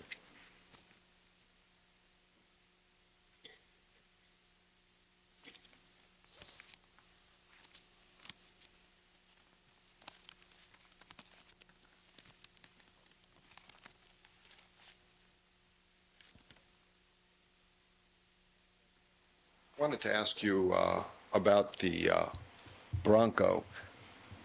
You said that you wanted the Bronco to be secure when it was at Rockingham. Yes, sir. What time was that? At what point of the day are you asking me about? When did you want it to be secure? When did you decide for the first time that this vehicle should be secured? Approximately 5:30 in the morning. And by secured, you wanted to make sure that no trace evidence could be tampered with regarding that vehicle? That's correct, yes. That no evidence inside that vehicle could be tampered with? That's correct, yes. And that no evidence in the surrounding area of that vehicle could be tampered with, is that correct? Yes, sir. So you wanted to cordon off that entire area with tape, is that correct? No, I put uniformed police officers on the vehicle to protect the vehicle. Well, you said that one of the things you were concerned about was the onslaught of the press. Is that correct? That occurred during the day, yes. And in order to protect from that onslaught, would it be a good procedure to cordon off that area with tape so nobody enters it, because that's now a crime scene? Well, yeah, that would have been a good idea. However, at the time I left there was, as I recall, there was no one there, and I had officers protecting the vehicle. How many officers did you assign to protect the vehicle? A two-man uniformed car. Who are they? I believe their names were Gonzalez and Aston. And what was your instructions to them? To Maintain control of the vehicle, protect the vehicle, and impound the vehicle. What about the surrounding areas? Were you concerned about the grassy area and possible trace evidence that might be there? I had the criminalist there at that point, and he was aware of that, and he was to take control of the evidence. Did you cordon that area off? No, sir, I did not. Why not? At that point, I had it protected. By the officers. That's correct. You yes. told them to not let anybody go in that area also? I told him to protect that area, protect that vehicle, yes. What about the street right outside the driver's door? There's a possibility you could find some footwear impression evidence there, is there not? I don't think on asphalt that that's possible, no. No? I don't believe so. Did you talk to Mr. Boziak about that? I have Your never expert? seen that done, no. No, I didn't. Have you read anything in his book about how you should protect for that eventuality? No, sir, I haven't. Would you disagree with him if he said that would be an important area to preserve? No, I wouldn't disagree. He's an expert, I'm not. Wouldn't the proper procedure then to be to actually cordon off that whole street where the Bronco was on both sides so that there would be no chance of contaminating that crime scene, sir? Well, I guess if we're going to that extent, I guess the proper procedure would have been to cordon off between Bundy and Rockingham and search the entire area. That wasn't possible. I didn't deem that necessary at that point. And you later found out that the press was not only in the vicinity of the Bronco, but it spilled coffee on the hood of the Bronco while it was being secured by your officers, did you not? I was told that by you, yes. Have you been told that by anyone else? I saw it in the, I saw that there were coffee stains to be disregarded in the tow report, yes. And you also have seen photographs of a civilian running up and touching the exact area where you saw the blood, did you not? I saw photographs of what appeared to be a woman looking into the vehicle, yes. And you're aware that things were stolen from that Bronco, were you not?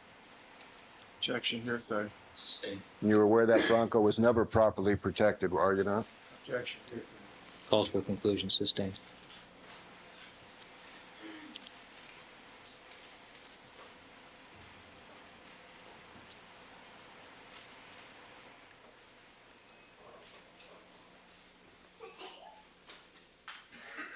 You were aware of evidence regarding a blanket that was taken from Bundy to be used on one of the victims, were you not? No, I wasn't. I wasn't at Bundy when that was done. Are you aware that was done? I am, yes, now. And is that proper procedure to take a blanket from a home, take it outside, and use it to cover a victim? Well, I think that shows proper respect for a victim that's laying in public view that can be seen, that the detective or the police officer has enough respect to try and cover that person, yes. I agree with you. But I'm asking you, a blanket from a house, could that have had trace evidence on it? That's a possibility, sure. If Mr. Simpson had been a guest in that home, might his hair be on that blanket? Objection, calls for speculation. Sustained. Is it possible his hair could be on that blanket? Sustained. Were you concerned that there might be semen on that blanket that when coming in contact with blood from the victims could contaminate DNA? Objection, Your Honor, but this wasn't there. Sustained. Would that be a legitimate concern to have as the lead detective? Objection. Well, he's already testified he was concerned there might be trace evidence on it. That covers a whole panoply of things. That blanket itself may have had trace evidence, right? Speculation. Overruled. He's already testified to this.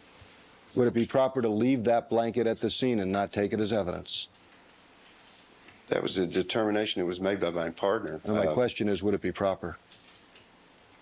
That would depend on the circumstances. It could be, it couldn't be. What's your opinion? I don't think I would have taken it either. I would have probably made the same determination my partner did.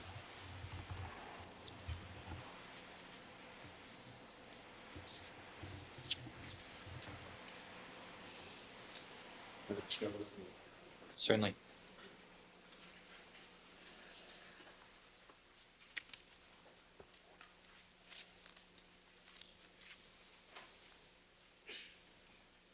You testified regarding West Tech, that West Tech came on their own while you were at this Rockingham scene. Is that correct? There was a unit, yes, that was traveling southbound on Rockingham that was waved down by Detective Phillips. Who were the occupants of that vehicle? It was a one-man unit, and I don't recall the private security officer's name. Did you also cause West Tech to be called and ask for a unit to be sent out? I asked Detective Phillips to contact them to see if we could get any information regarding the estate there, yes. And did he? To my knowledge, he did, yes. And did he ask, to your knowledge, for a unit to be sent out? I think that occurred when he was talking to the first unit there regarding a phone number. I think that unit requested a supervisor be sent to the location. What time was that? Would have been around, I believe, around 5:30 in the morning, something like that. What time did that unit arrive? Within a very short time. Do you know what time Sergeant Rossi called West Tech? No, I do not. Do you have any documents in your murder book to refresh your recollection as to what time Sergeant Rossi called West Tech? Well, Yes, I'm sure there's documents in there, yes. if I showed you that, would that help you? Yes. Let me show you page 0641 of your murder book.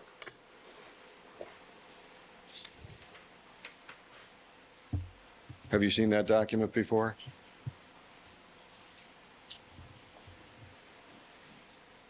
Yes. Is that a document from your murder book?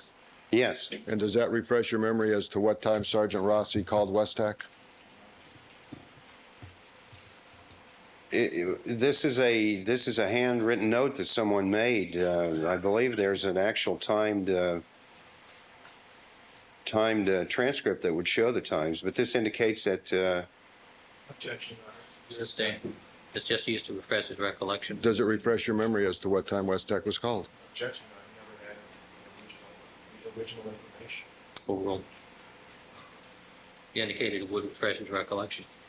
My question is, does it? when they were first called. When they were called by LAPD? Well, I didn't make the phone calls. I believe the first phone call was made approximately 5:15 to 5:30. I'm asking you if this document, sir, refreshes your recollection. No, this is notes. This doesn't mean anything. Whose notes are those? I don't know. Why are they in the murder book? I don't know. Who put them in the murder book? Obviously, we did. They came from someone.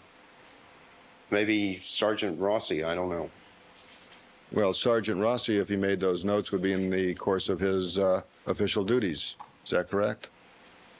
I don't know whose notes those are. And don't those notes indicate that the call was made?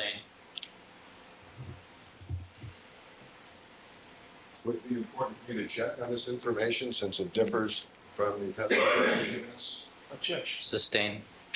The jury should disregard the implication of the question.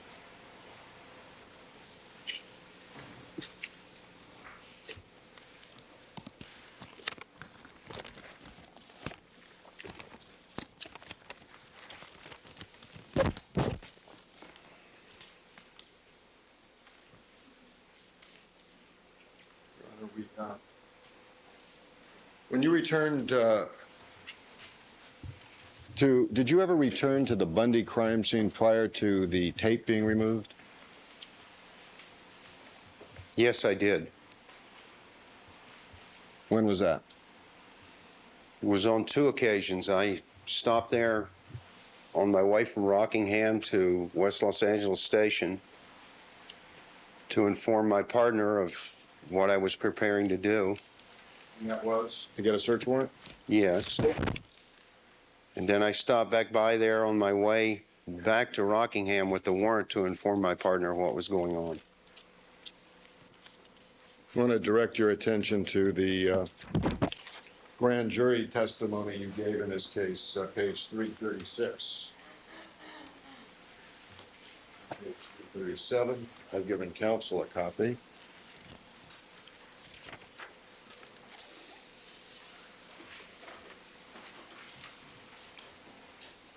recall testifying before a grand jury in this case? Yes, And when you testify before the grand jury, there's no lawyer representing the, Objection, this is irrelevant. Sustained.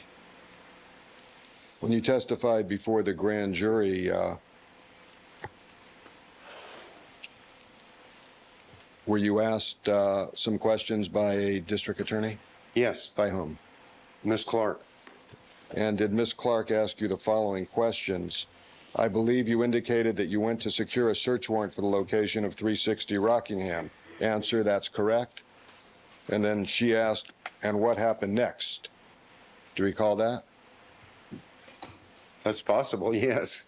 And you recall your answer, after securing the warrant, I returned to the Rockingham location? That's what I ultimately did. You didn't mention anything that you went to Monday next? No, what I ultimately did was I returned to the Rockingham location.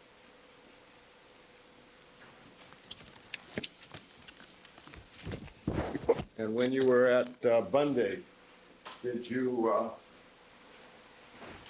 ever walk into any areas containing potential evidence while the crime scene was still secure?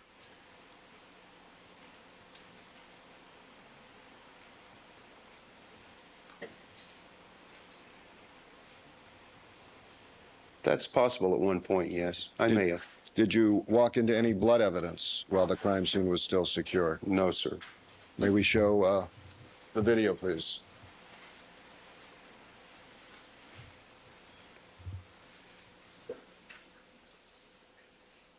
This Yes, this should be 1049. 1059. 1059, I'm sorry. Excuse me. May we stop that right there, please? Can you identify the people in that video? You want to run it back?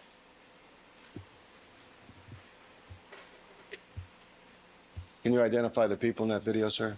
Yes, I saw three people from the start. It was myself, Lieutenant Rogers, and Criminalist Fun. Can you identify the person that appears to be standing on a sheet covered with blood? Yes, that's myself. Thank you.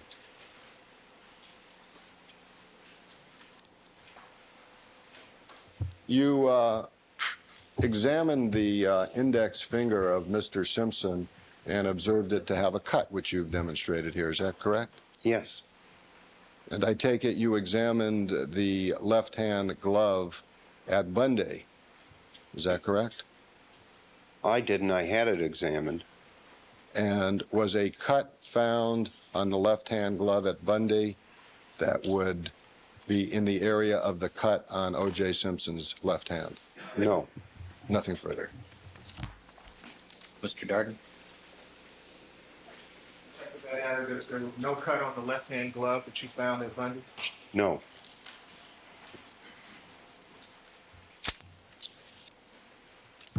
But there was a cut on the defendant's hand when you first saw him. Objection. We did.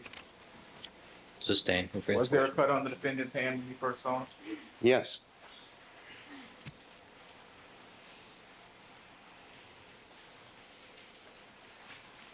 What significance, if any, do you attach to? I believe the way the cut occurred during the Objection. Speculation. Overruled. I believe during the struggle, the left-hand glove was lost and dropped on the ground, and that's when the cut occurred, when the hands were not protected. Okay. So is it significant then, significant at all, that there was no cut on the left-handed glove as described by Mr. Shapiro? No, there's no significance to that.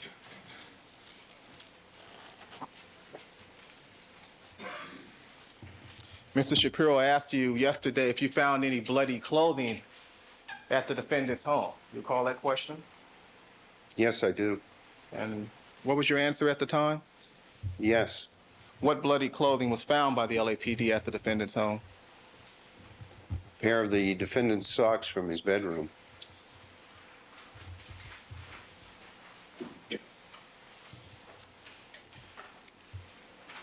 Were those socks submitted for testing, if you know?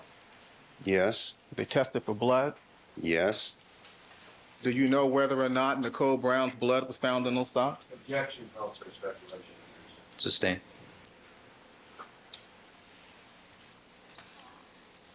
Were those socks tested for the presence of Nicole Brown's blood? yes, Were they tested for the presence of Ronald Goldman's blood? Objection. Overruled. yes, And were they tested for the presence of the defendant's blood? yes,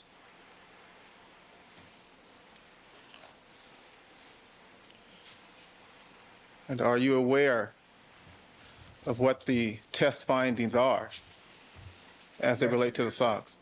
You can answer yes or no, but the results are hearsay. yes, You have told us that at some point, or at one point on June 13, you considered the defendant a suspect. Is that right? yes, Given your awareness of the test findings, that is the testing of the socks in this case, Sustain the court's objection.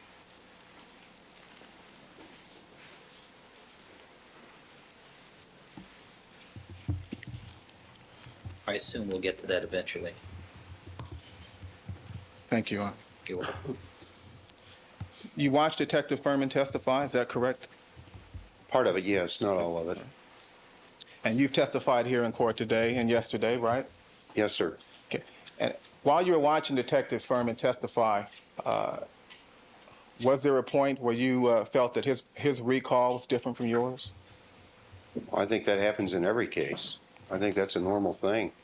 Okay. Two people don't perceive the same thing or the same occurrence the same way. We don't all remember the same things. Absolutely not. Okay. Did you attempt to shift or change your testimony or modify your future testimony to fit Detective Furman's? No, sir. My testimony is based on my recollection of the events.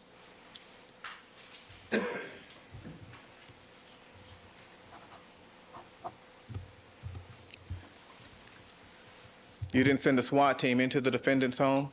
I did not, Why not? because I didn't know what I had there. If I had known that he was a murder suspect at that point, or known that someone was a hostage at that point, that would have been handled as a field tactical situation.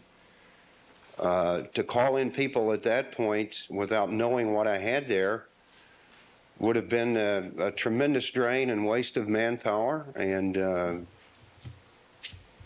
before you do that, you have to determine what you're dealing with in a field situation. Well, had you considered the defendant a suspect at 5 o'clock that morning? No, sir. You did not. No. Well, had you considered him a suspect, would you have approached his home or his residence in a manner different from the approach you and the other detectives used? Absolutely. What differences would you have considered? You're dealing with a felony suspect at that point. I would have had the detectives put on protective armor. I would have had us put on raid jackets that identifies us as Los Angeles police officers. I would have had uniformed officers accompany me. I would have had officers stationed at the front and the rear of the location to preclude any possible escape. And if I would have determined that he was in and he didn't answer the door, I would have forced entry into the location.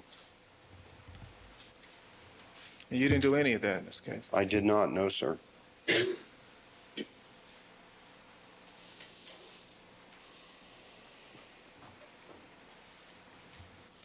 You testified that you asked Cato Kalin if there was an extra set of keys to the Bronco.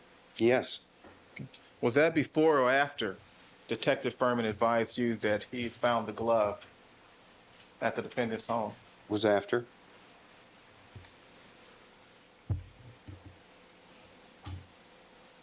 Now, you described for us already the blood trail from the Bronco leading into the defendant's front door. Is that correct, Detective? Yes, sir. Okay. And you've also described for us your finding of the glove, or rather your viewing of the glove, on the south side of the defendant's property, right? Yes, Okay. Now, you didn't find any blood drops in the area of the glove found at Rockingham, I did not. but you did find blood drops at Bundy. Yes. Now, what is the surface composed of? That is the surface at Bundy where you found blood drops. It's a cement walkway that runs on the north side of the residence and runs east and west from the front walkway to the alley. Okay. And the surface where you found, or rather where Detective Furman found the glove at Rockingham, what is that surface composed of? That's also a cement surface that's on the south side of the residence that was heavily covered with debris and leaves and. You pull up it.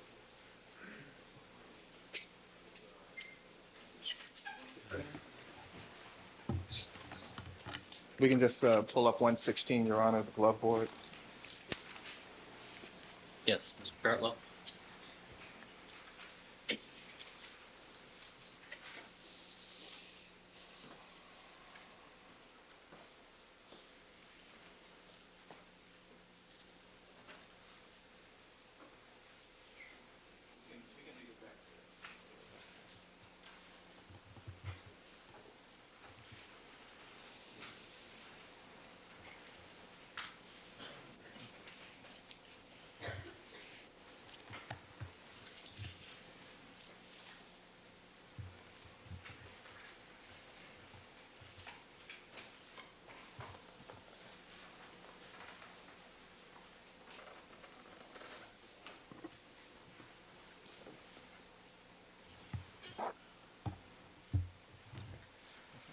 Showing you people's 116, Detective.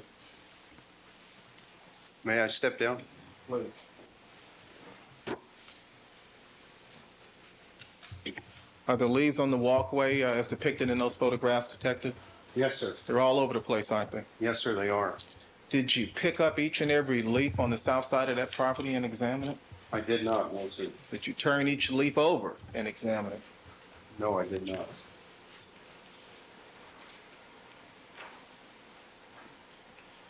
You told Mr. Shapiro that you found no blood on the fence or on the gate or on the wall. That's correct.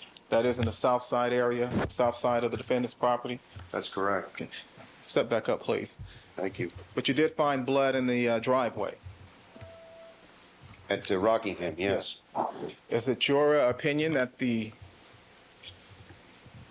person who dropped the glove climbed over the fence at Rockingham? It's leading. Is it your opinion then? Do you have an opinion as to how the person who dropped the glove at Rockingham entered the property? Overruled. Yes. How? I believe he used a key to come through the Rockingham gate after parking the vehicle on the street there just north of the gate. Walked down to the south side of the house. Which gate are you referring to? The Rockingham gate. Did you have a key to the Rockingham gate? No.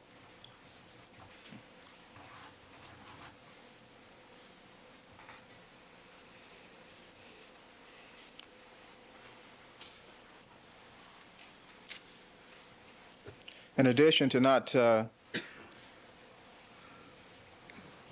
strike that.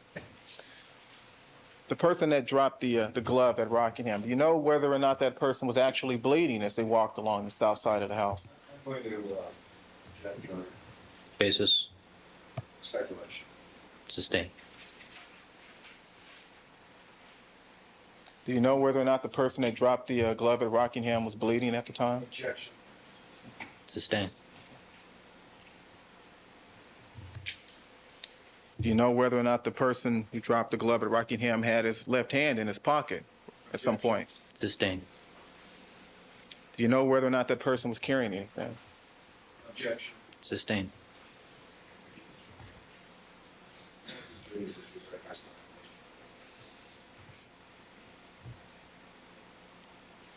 Proceed. Thank you, Your Honor. You told us that you did not find or have not found the murder weapon. That's correct. Is that uncommon in a situation like this? That is not to find the murder weapon? No, that's not uncommon at all. Are you surprised at all that you haven't found the murder weapon? No. Why not? The knife is a very easy item to dispose of. It could be disposed of any place. I have cases that I've never found the bodies on, so it's not unusual not to find a murder weapon.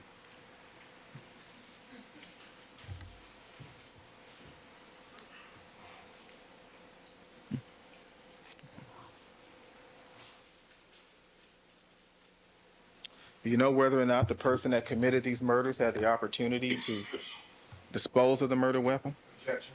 Sustained.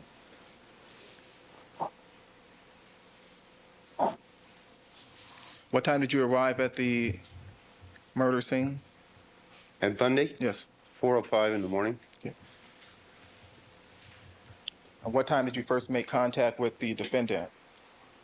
Personal contact? Yes. Shortly after 12 noon the following day, or the same day, I'm sorry, Okay. the 13th of June. And did you have the defendant under surveillance between 10 p.m. Sunday night and 12 noon the following Monday? No, sir.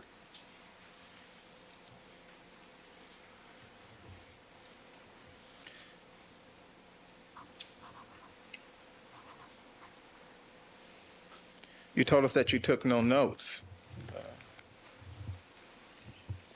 upon your initial arrival at Rockingham. Is that correct? That's correct. Is that unusual or uncommon that under these circumstances you did not take notes upon your arrival at Rockingham? Was not unusual.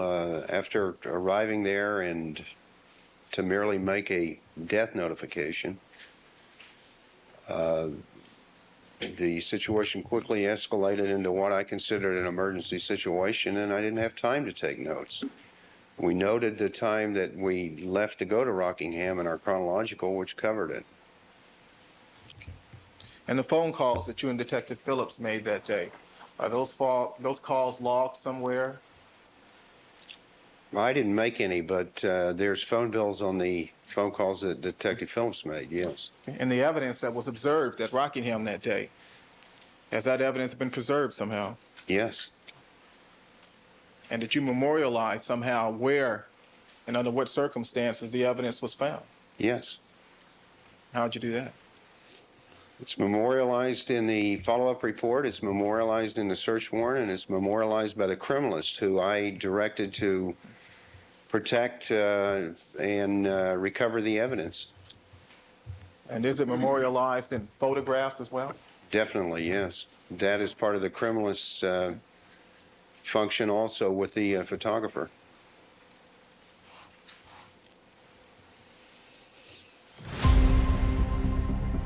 When you were on the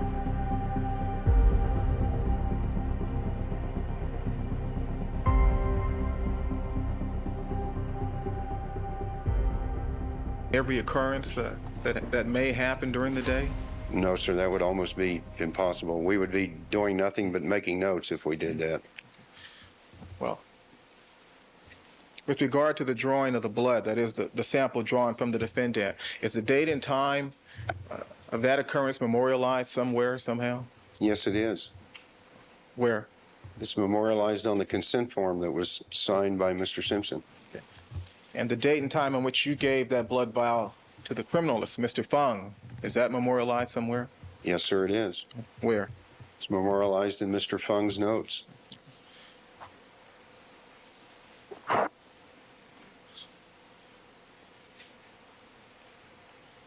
Is there anything improper at all about your transporting the blood vial from Parker Center out to Rockingham to the criminalist, Mr. Fung?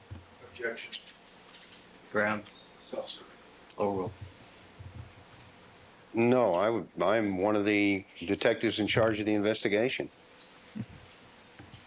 It's my responsibility to make sure that the evidence is collected and secured.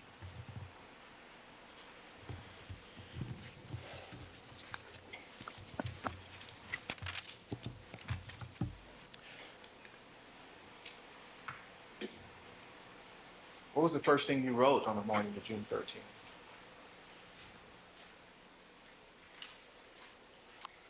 I believe the first thing I wrote was my arrival time at Bundy, and then after that I began to write a statement on Cato Kalin.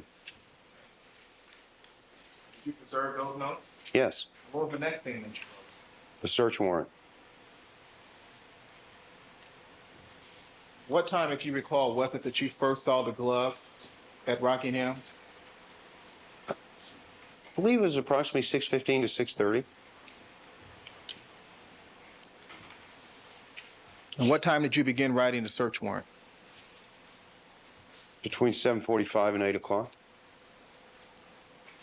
Was the search warrant the second thing, or rather the third thing that you wrote that morning? Yes, Did you describe the glove at Rockingham in the search warrant? yes, Did you describe having seen the Bronco in the search warrant? yes, Did you describe having seen blood on the outside of the Bronco? yes,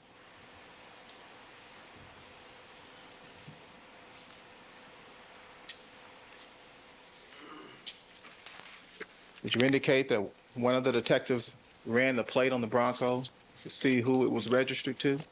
yes, Did you indicate whether or not the glove found at Rockingham resembled the glove at Bundy? yes,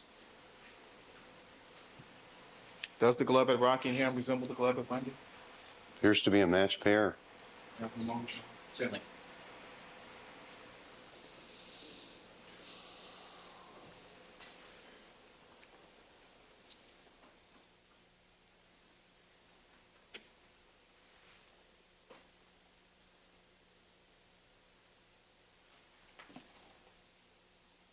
I'd like to mark a board next in order. I've already shown it to defense counsel.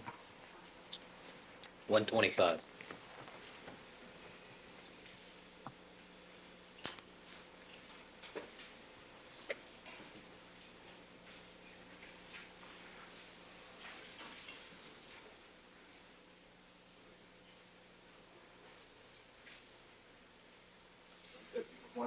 Your Honor. Yes. Detective, I'm going to ask you to step down.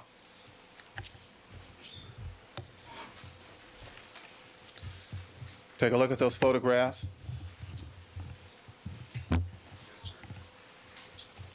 Tell us whether or not they depict the glove found at Rockingham and the one found at Bundy. Yes, they do.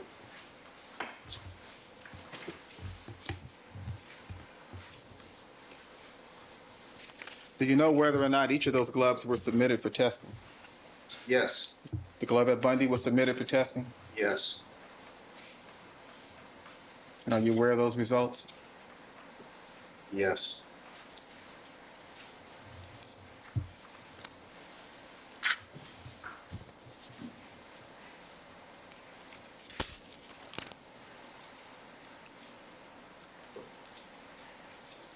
Did you indicate in the search warrant affidavit that you observed blood droplets leading from the Bronco to the front door of Mr. Simpson's residence? Yes, And did you indicate that you've spoken to Arnell Simpson? yes. Did you indicate that you... Aren't you going to use this anymore? It's not sure for the jury at the end, Your Honor. All right, why don't we do that, and then we'll take our recess for the morning.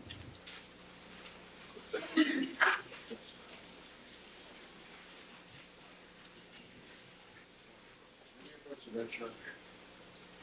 2 seconds.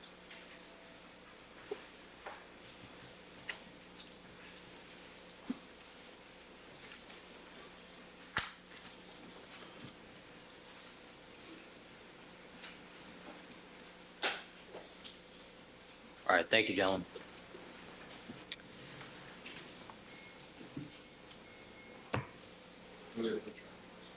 Just a second. I'm going to excuse the jury first. I was going to say.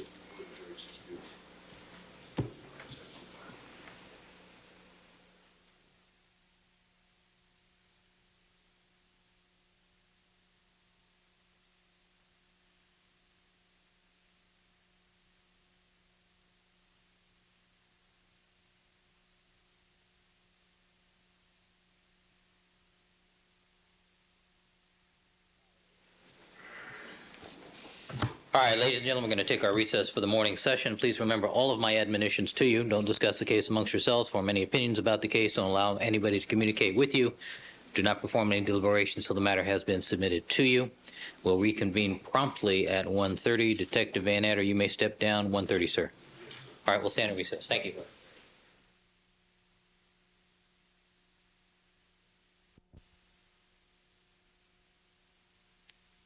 And Mr. Robertson said that needed to be on the record, so released to us for copying and then returning to the court. All right, so stipulated by the parties?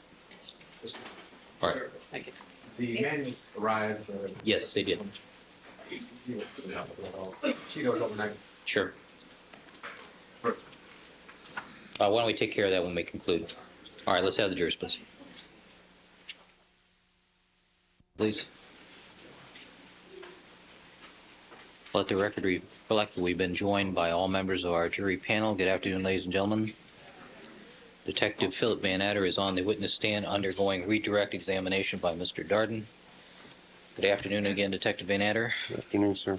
You're reminded you're still under oath. Mr. Darden, you may conclude with your redirect examination.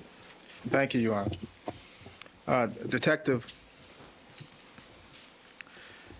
during Mr. Shapiro's cross-examination, you testified that you did not expect to see any injuries on Mr. Simpson's body. I think I testified I didn't see any on his body, yes, other than his left hand. Okay. Did you expect to see injuries on his body? No. Why not? Well, from what I could see of his face and his arms, he didn't have any injuries other than to his left hand. He had on a short-sleeved shirt. And from looking at the victims, it appeared to me that injuries received to the hands and arms of Ronald Goldman were defensive wounds, which defensive wounds are wounds where you're trying to ward something off. You're not being offensive and striking out.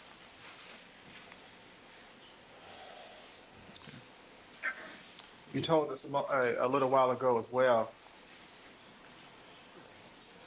Can I have one moment, Charlie? Certainly.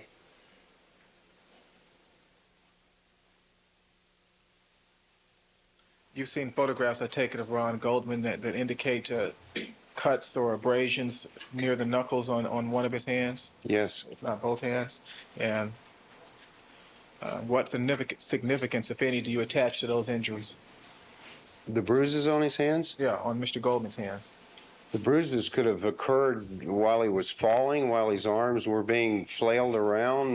They could have hit the shrubbery, the trees, the metal fence. I didn't notice bruises directly over the knuckles, on top of the knuckles, that would be common if he had struck a hard object with a closed fist.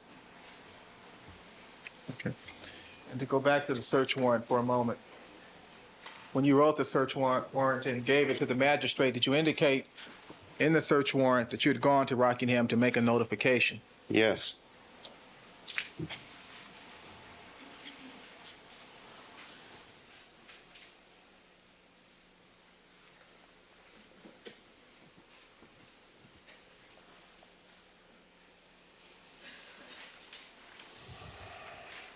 I have one moment, Charlie.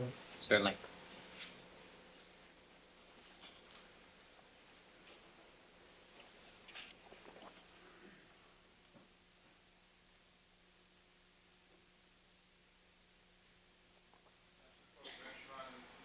Next, Mark, next in order.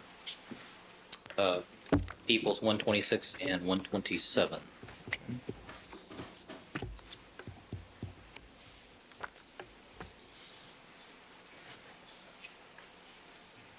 Showing you People's 126, Detective. Court and counsel, one, please.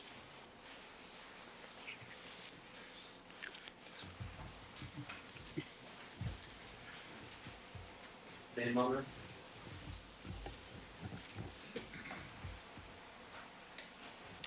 What is shown in that photograph, Detective?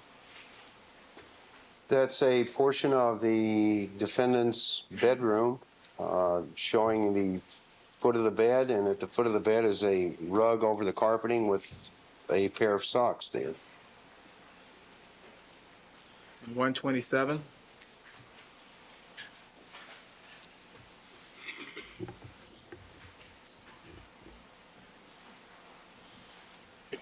What's shown there?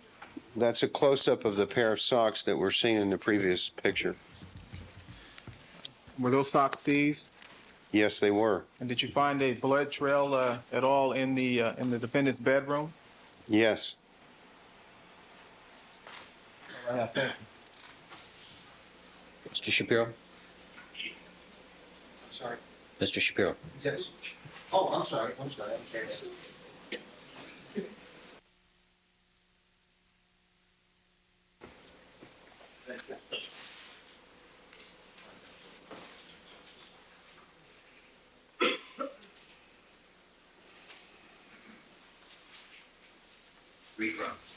Thank you very much.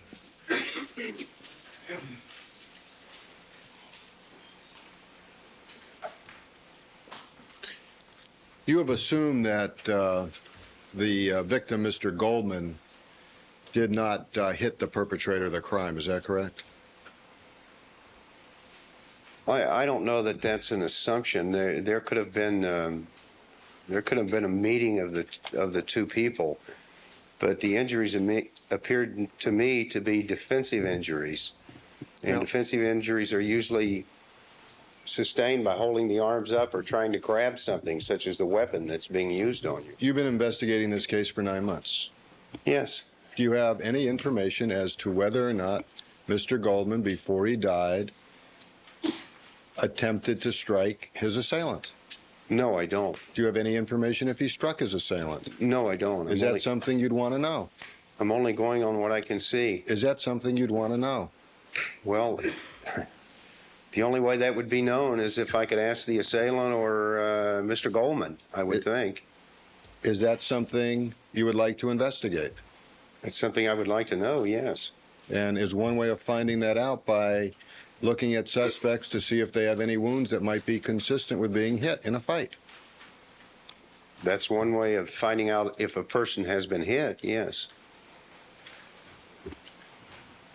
So you have just made up your mind that these injuries to Mr. Goldman were occurred when he was falling down, haven't you? No, not at all. You don't have any basis for that opinion, do you, in science? Other than seeing defensive wounds many, many times, they appeared to be defensive wounds. And you can tell a defensive wound from an offensive wound? Well, normally defensive wounds occur to the hands and arms, yes. May I approach the witness for a moment, Your Honor? You may. I have a bruise on my hand. We'll have Mr. Shapiro marked as, Can I be marked as an exhibit? Can I ask him if he has an opinion as to whether this is an offensive or defensive wound? I agree.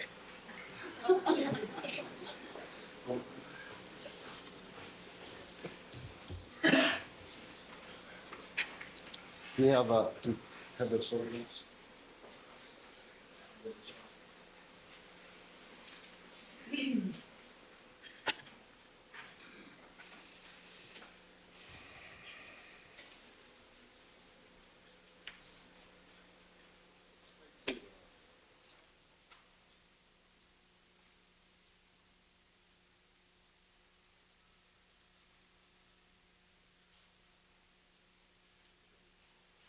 Gardens and photographs.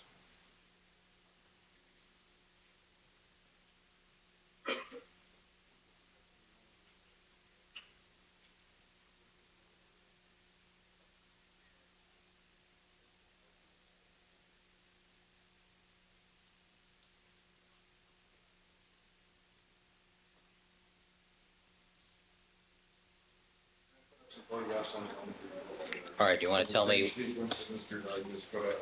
All right. This is our 126, the left first. 1060. 1060. 1060 and 1061. You know when photograph 126 was taken that Mr. Darden showed you, sir? It was taken after the search warrant was secured, I would assume. You would assume? Yes. I wasn't there when the actual search was done. I know, but there are logs for these things, aren't they, called photo logs? I think the photographer does them by number, yeah. I don't know that they're timed. Well, wait. You're the chief investigator, are you not? One of them, yes. And you want to know when photographs are taken if you're not there to take them, don't you? Well, I know they were taken on the 13th of June. No, my question is, do you want to know when photographs are taken? You can answer that yes or no like you answer Mr. Darden's questions. This is argumentative, Your Honor. Sustained. Can you answer that yes or no? I know they were taken on the 13th. Now, my question is, is it important for you to know when photographs are taken by photographers or criminalists? The exact time? Yes. No. Is it important to know the approximate time? I know they were taken on the 13th of June. The time itself, that's a recordation of evidence that's discovered. The time is on the photograph to me is not important. Let me see if I can make myself more clear, because I'm obviously not communicating this thought to you or this question. Sustained. Mr. Can you generically, not specifically, as a general principle for a lead investigator in a case, is it important for you to know when photographs are taken for which you are not present? You can answer that yes or no, can't you?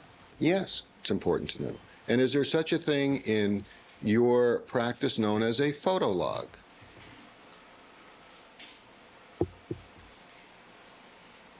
I think that's a recordation of the number of photos, yes. Is there also something in your practice known as recording when photographs are taken? So somebody can refer to a picture and say, this was taken at a certain day, at a certain time, at a certain place. I'm not aware of that.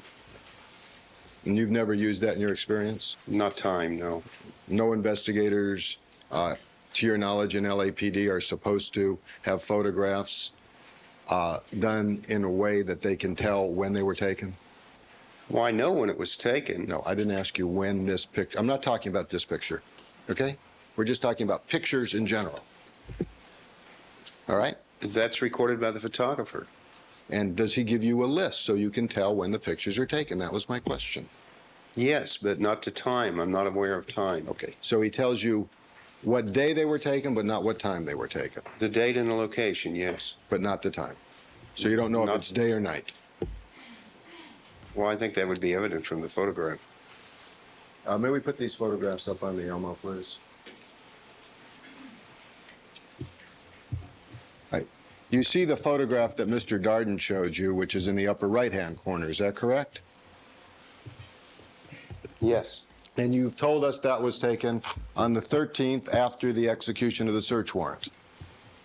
Is that correct? That was taken on the 13th, I believe, after the execution, or when the search warrant was returned to the location, yes. You believe, but you're not sure.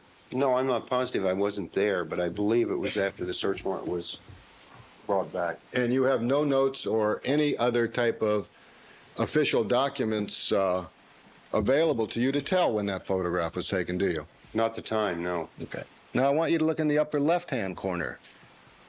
That's a photograph that was taken by your photographer, is it not? Yes. When was that photograph taken? That would have been on the 13th also. Was that taken at the same time? I would say that is an overall, and then the two follow photo-ups were done probably at the same time, yes. That's showing an overall of the room. I want to direct your attention, if I might, to, let me just direct your attention to the photograph that was shown by Mr. Darden, the upper right-hand side. Do you see the foot of the bed in that photograph? Yes. And do you see any straps hanging over the foot of the bed? No. Now I want to direct you to the other two photographs, the one in the upper left-hand side. Do you see the straps there? It would appear it's hanging over, yes. How did that happen? I don't know. I wasn't there. Is that something that would be disturbing a crime scene?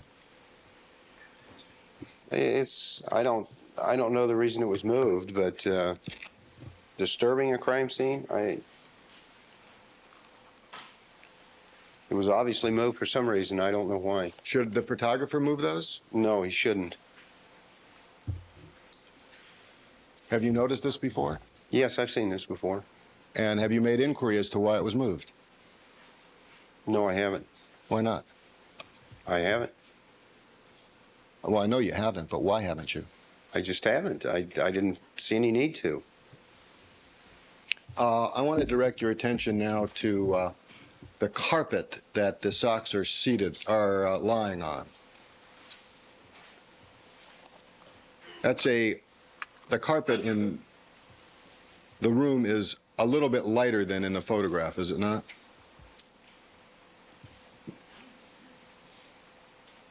Then which photograph? It's different shades in all the photographs, it would appear to be. All right, would you describe the color of the photo of the carpet as you remember it? I remember it as a light gray. And did you find any blood stains on that carpet? No, Did you take that carpet for evidence? no, Did you examine that carpet for footwear impression evidence? not to my knowledge, no. What about the carpet in the room? What color is that? I think that's what I described. I recall it as either a light tan or light gray. Okay, now what about the throw carpet that the socks are on, that are on top of the carpet in the room? That appears to be two-tone, maybe brown and light tan or something like that. Was there any blood on that carpet? I don't recall any being there, no. Was that carpet seized? No, Was there any effort made to preserve that carpet for footwear impression evidence? no, The socks that were there, isn't it true that when those socks were recovered on the 13th, that there was no evidence of blood on those socks? Oh, no evidence of blood on the 13th? Yes, on those socks. That's not an evidence. sustained. Have you reviewed the reports in this case regarding those socks? Yes, What reports have you reviewed? I saw the scientific reports on them. And have you seen the field notes that were done by Mr. Fung at your direction on the 13th? I've seen them in the past, yes. Would it refresh your memory to look at them again? Yes, May I approach the witness, Your Honor? Yes.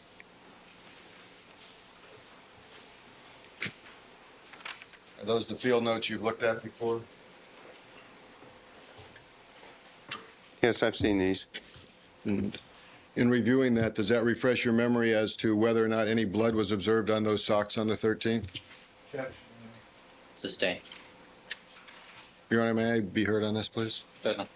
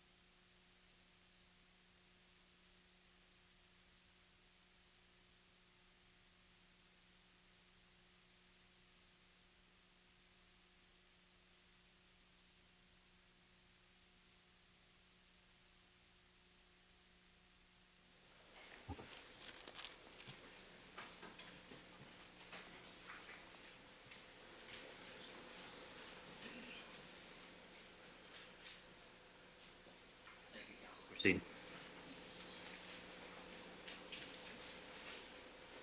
You directed the chemist, I'm sorry, you directed the criminalist, Mr. Fung, to do certain tests for blood on the 13th, did you not? Yes, And many items were tested for blood, were they not? yes, In fact, 13 items that you had interest in were tested for blood at Rockingham, is that correct? I don't know the exact number. Did you ever see the socks on the 13th? No, I Did did Mr. not. Fung ever report to you seeing any blood on the socks on the 13th? Sustained. Did you order Mr. Fung to phenotest the socks on the 13th? No, I did not. Isn't it true that's the only item that was recovered on the 13th from the bedroom area that was not phenotested? Overruled. If you know. I don't know that. Proceed. Did you find any blood on the steps leading up to Mr. Simpson's bedroom? No, sir. Did you preserve that area of the house for footwear impression evidence? No. Nothing further. Darden. Two brief questions, Your Honor. Detective, with regard to the rugs and the carpeting and other items that you left at Rockingham, you left those in the defendant's custody, is that right? Yes. Okay, and so the rug that we saw depicted in the photographs is still there? Should be. Okay. Now, Mr. Shapiro just showed you 3 different photographs, is that right? Yes. And these photographs were taken during the search, is that right? Yes. Is it common to move things when police officers are in the process of conducting a search for evidence? Overruled. Yes, it's common to move things. You need to move things to search. And could that be a reasonable explanation as to why the straps are... Leading. In that case, Your Honor, nothing further. Thank you. On that issue, Mr. Shapiro? Nothing further. Right, thank you. All right, Detective Van Adder, you may step down, sir. Thank you. Thank Next you. witness.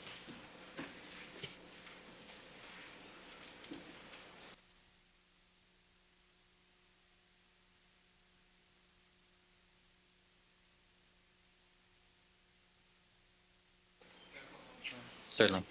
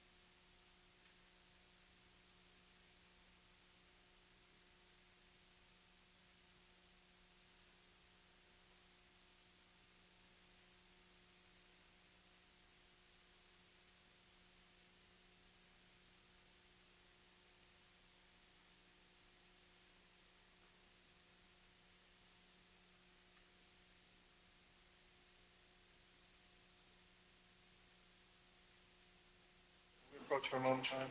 Without the reporter, please.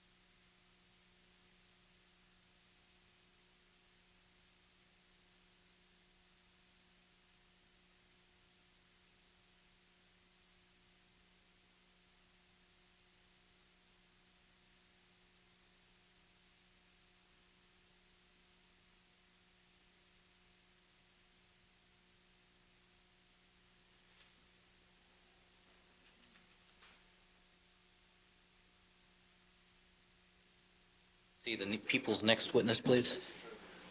Right here, Your Honor. Detective Lang, briefly. You can recall Detective Lang.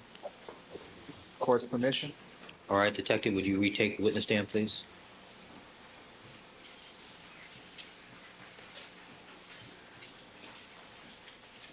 Good afternoon again, Detective Lang. Afternoon, Your Honor. Detective, you're reminded that you are still under oath, having not been released as a witness yet in this matter. Yes. Mr. Darden, briefly. Thank you, Your Honor. Detective Lang, you testified already, I believe, that you were shown the glove Detective Furman found on the south walkway. Yes. Okay. And sometime after that, on June 13, did you check any doors leading out to the south walkway? Yes, subsequent to Detective Furman showing me the glove, I checked 2 doors on the south side of the residence. One that I believe went into the laundry room area of the residence, and a second door that appeared to go into the garage. And when you say that you checked those doors, what do you mean by that? I checked them to see if whether or not they were locked, and they both were locked. And did you write any report to that effect? No. Thank you. Mr. Cochran, any cross as to that item? Yes. May I have that, I'd like to have the poster put up. Close the door. Mr. Douglas, you can assist us here.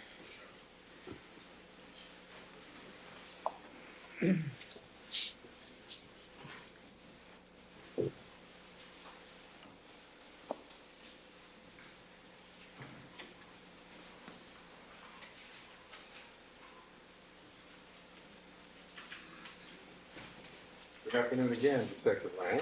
Good afternoon. Would you mind stepping down and showing us where this door into the garage is located? And you can mark that by using one of these arrows, if you're so kind.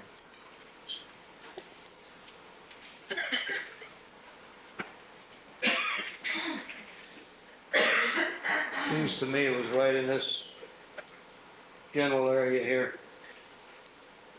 Going into the garage, is that correct? I believe so, yes. All right, that's just your independent recollection known months later, is that correct? Yes. You have no reports to refresh your recollection, do you? No.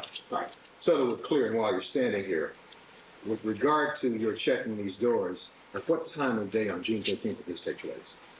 It was just subsequent to Detective Furman pointing out the glove, so it was approximately 6:25 in the morning, I believe, give or take a few minutes. On the 13th? Yes. And from what I understand, you testified, these doors were locked, is that correct? Yes. In other words, did they have a key which would activate those doors? I don't recall specifically, but I believe the knobs were smooth, so there wouldn't be anything in there. And I believe that they may have been a deadbolt lock, but I'm not certain. Did you ever, you know you was in your seat, did you ever go around to the other side of the garage, inside the garage, and see whether or not you could unlock that door from the inside? The garage door, no, I didn't. Did you ever go inside the residence on that morning and see whether or not you could open the door into the second door, and come outside? I did check that door in the laundry room, and again, I believe there was an inside deadbolt lock, but I'm not certain.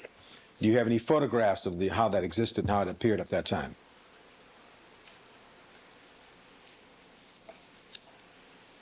I don't know if there are any photographs that were taken of that area. I didn't direct any.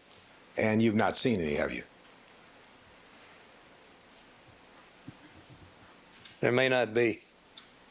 All right, so your best recollection is presently that there are 2 doors on the south side of the residence, which you saw that morning, correct? Yes, You could not gain entry into those doors, is that correct? that's correct.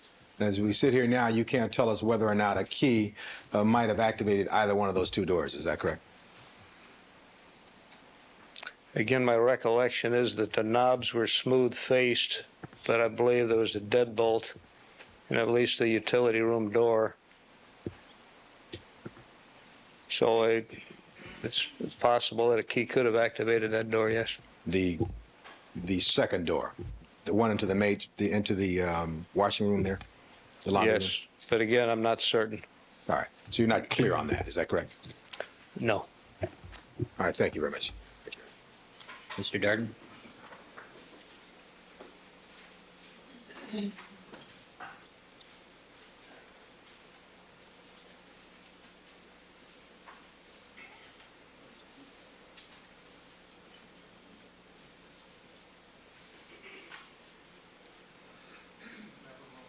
Certainly.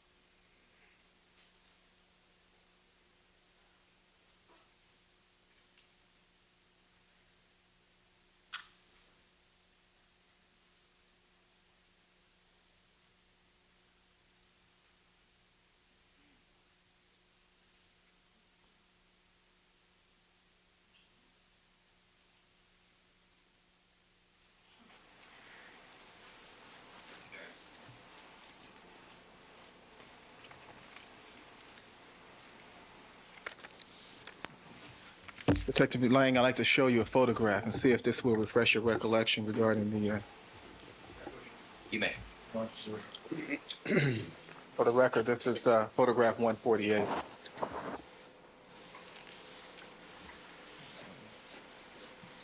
All three. He's looking at photographs 146 and 147 as well, Your Honor. These are No. photograph numbers and not evidence item numbers. Yes, it appears to be the inside of the Rockingham garage, and there is the door pictured there, but I do not recall physically checking it, Physically checking what? the door. Did you go inside the garage? Yes, Did you see anything in front of the side garage door? Check. Follow that question, please. there was quite a bit of items stacked in there, yes. Okay. The same items depicted in photograph 148? That's leading to suggesting better. It's the same. Rephrase the question, please. The items that you just described, do you see those items depicted in any of the three photographs I just showed you to refresh your recollection? There are several items there, and that is my recollection. As to the specific items, I don't recall, but I do recall it being similar to that photograph at that date, yes. May I mark photograph number 148, People's next in order?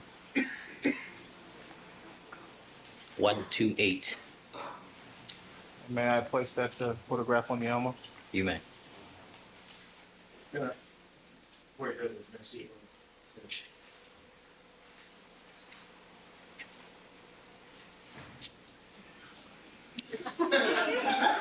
It's his. That's true. That's true. Client needs to see it. Bring him over there with you.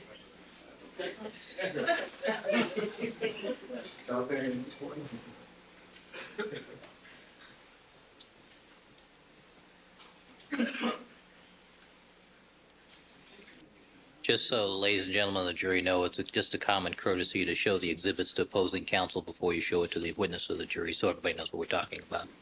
There's a question regarding David's photograph. Let me approach on the record for a moment. You want to take the witness on board diary to that photograph? Yes, I'd like to. Proceed. Thank you very kindly. Detective Lang, the three photographs which have been shown to you who are numbered DA photo numbers 146, 147, and 148. Can you tell us what date those photographs were taken on? No, I can't. And Seems to me there were photographs taken on the 13th of the entire house.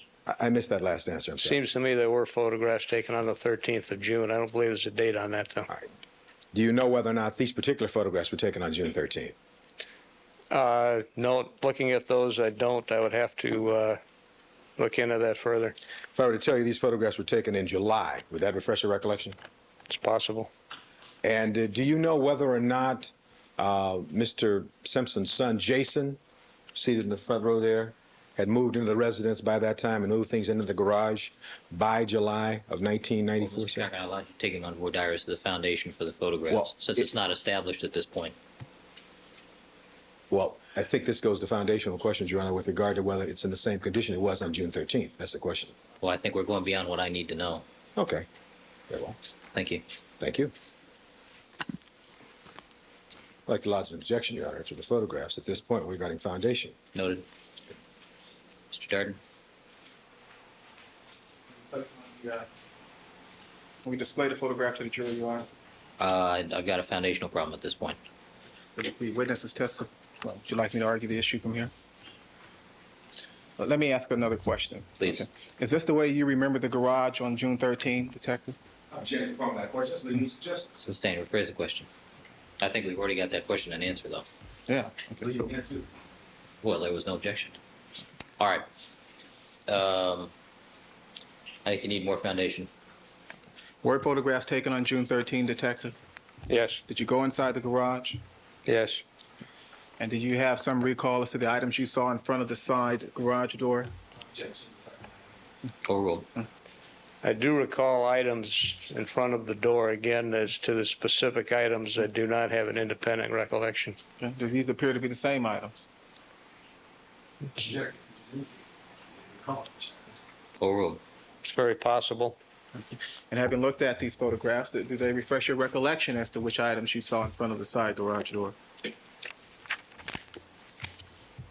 I do recall various items. They do look familiar, but again, I don't have that specific recollection. Front of the door. Thank you, Your Honor. All right. Anything else? All right, Detective Lang, you may step down. However, you are still subject to recall. Thank you. All right, next witness.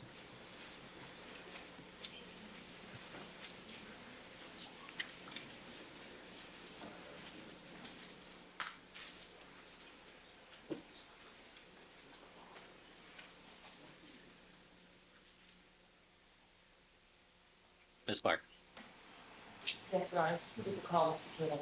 Brian Cato. are you available?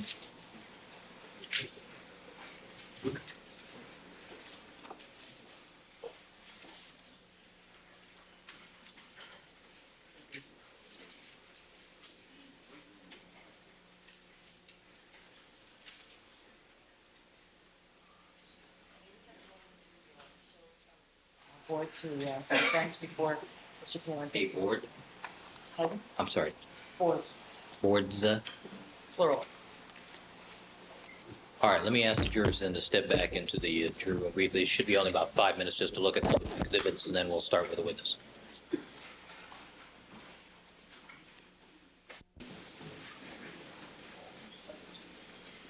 Ms. Clark. Yes, Your Honor. People call Mr. Palin?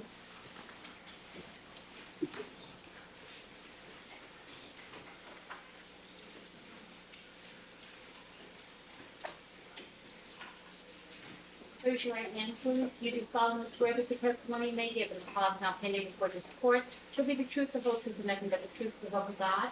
I did. Please have a seat on the witness stand and state you spell your first and last names for the record. Mr. Kalen, why don't you pull the microphone close to you there? Thank you. Ms. Clark. I'm sorry, forgot to ask him to state and spell his name. Brian Cato Kalen, Brian Kato Kaeelin.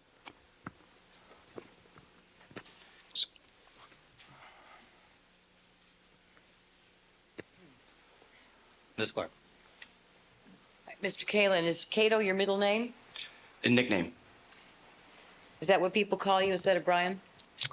Yes. You a little bit nervous today? Feel great. Little nervous. All right, Mr. Kalin, did you know someone by the name of Nicole Brown Simpson back in 1992? Yes. Can you tell us, please, how you met her? In Aspen, Colorado. And what was the event? It was like a Christmas break, and I went with a buddy, and we met. And what month was that, if you recall? December.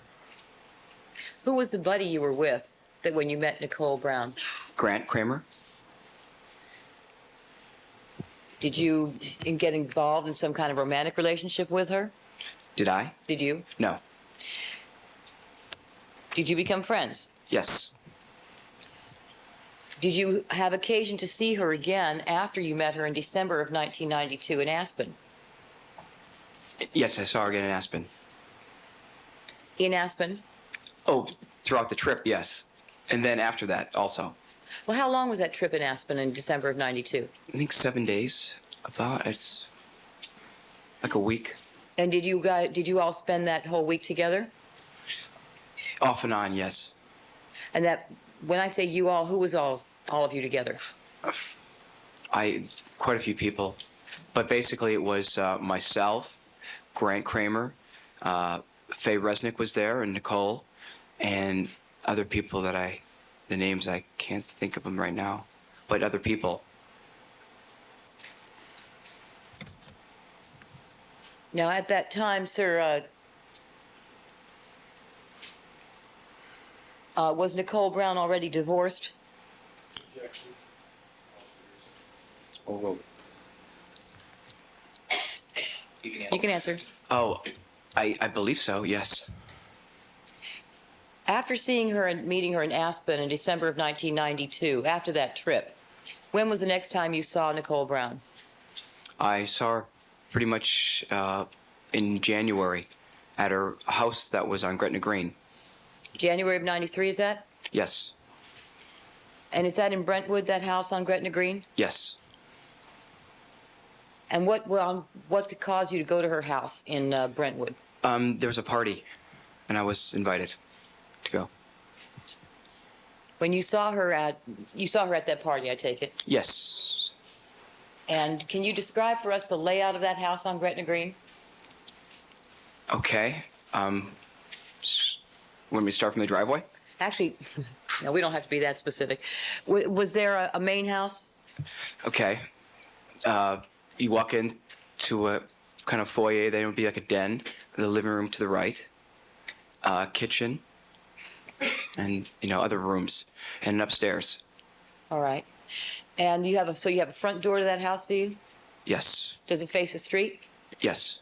Is there a picture window that faces the street on that house? Yes.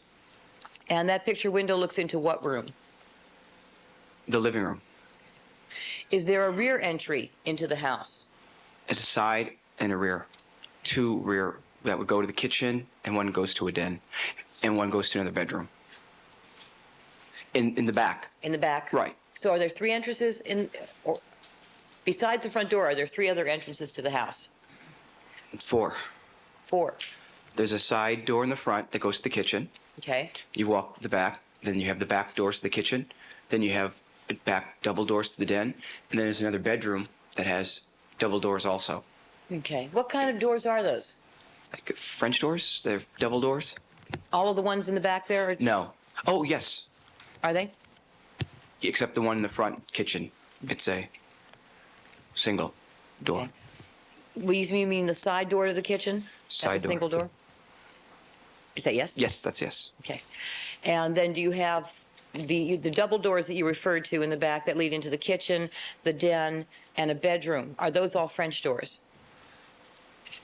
Yes. Okay.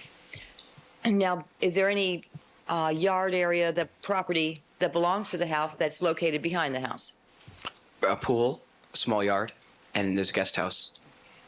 Now, when you went to the property, when you went to that Gretna greenhouse, to the party given by Nicole Brown, did you notice that guest house in the rear of the property? Yes, I did. Can you tell us whether you had a discussion with her about that guest house in the rear? I did. What was the nature of it, of your discussion? I said, Nicole, who lives back there? And she said, no one. And then I said, could I? And she says, well, if you do, you have to clean it out. And I said, great. Was And it not clean at that time? there was furniture in there, treadmill, and a few other things. Okay. And that was it. So did you make some agreement with her concerning paying rent, living there? Yes. And what was your agreement? It'd be $450 to $500 for rent, and then take care of the kids. Nicole would take things off, and that was it. And When you say take things off, if you took care of the children, would your rent be reduced? yes, And your agreement was to pay her how much per month? it was between $450 to $500. Depending on how much you took care of the children? Yes. And by the children, who are we referring to? Sydney and Justin.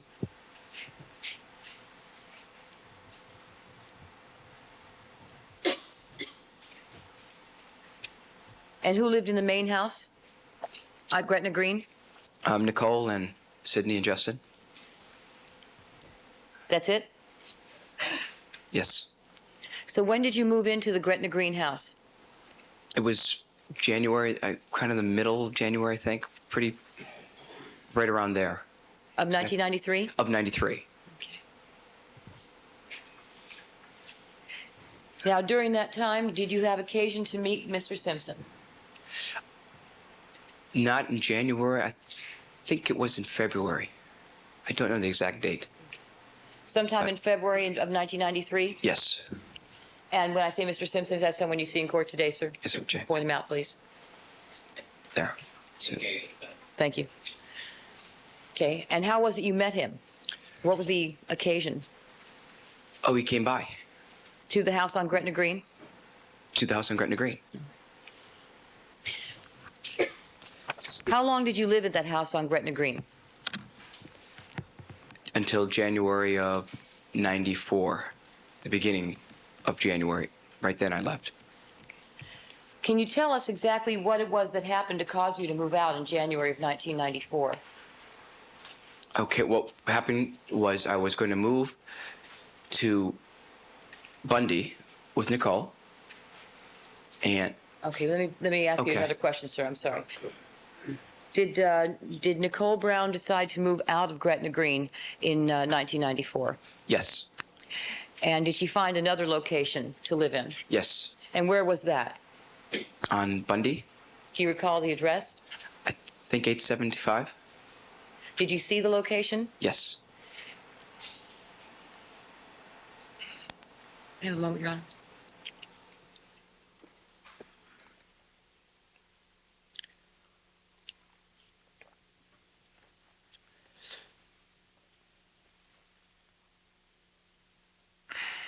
Tell us, sir, whether that was a house, a freestanding house, or a townhouse, or a duplex.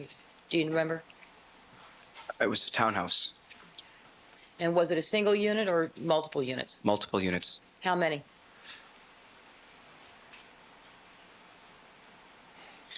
I think 4. I don't know the number. Okay. Did you actually see the location? Yes, And how was it that you came to see that location? because I was going to move there. So you went to see where you'd live? Yes. Now, where would you have stayed in the Bundy location? Okay, there's a room that goes kind of its own side entrance. It goes down, and there's a room that's off to the side. That's kind of, it's in the house, but it's to the side. Is it on the lowest level? Yes. And does it have a window that faces a walkway? There's a walkway, so I don't remember a window, but there probably was. If you were to walk in through the garage area, would you have to go downstairs to go to the area where you were going to live? I don't remember, but I know it had its own entrance. That was part of it, that it had an entrance. And I don't remember the layout that well. Okay, the area then where you were going to live on the lowest level of the house, did it have its own bathroom? Yes. So, and what else did it have that would be private just for you?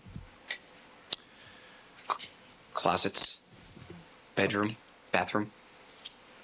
That was it? Yeah, I think that's it. Now, was that location inside the house itself? Yes. This was not a separate guest unit like it was at Gretna Green. Exactly. And were you planning to pay her rent there? Yeah, yes. I'm going to show you a photograph, sir, and ask you if you recognize the building.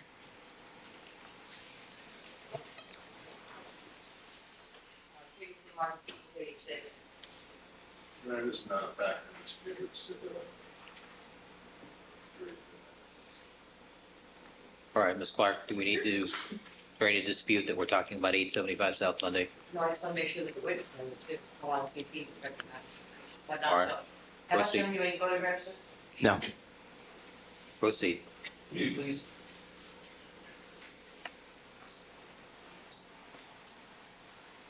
Council Long, please. Cheers.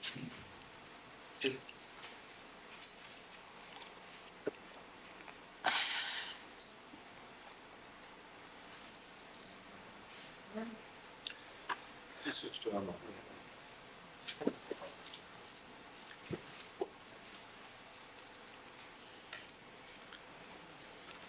One, please.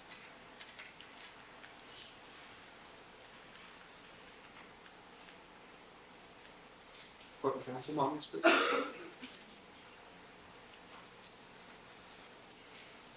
Your Honor, in the interest of time, we would stipulate that he knows the location.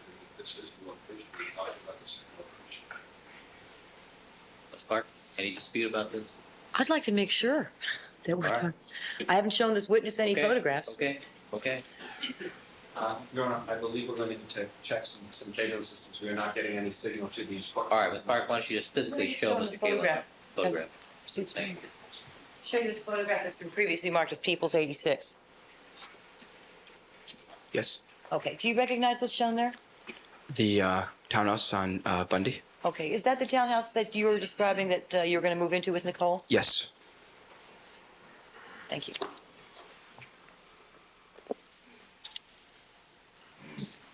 Okay. Now, did you ever move into that townhouse, sir? No. Why not?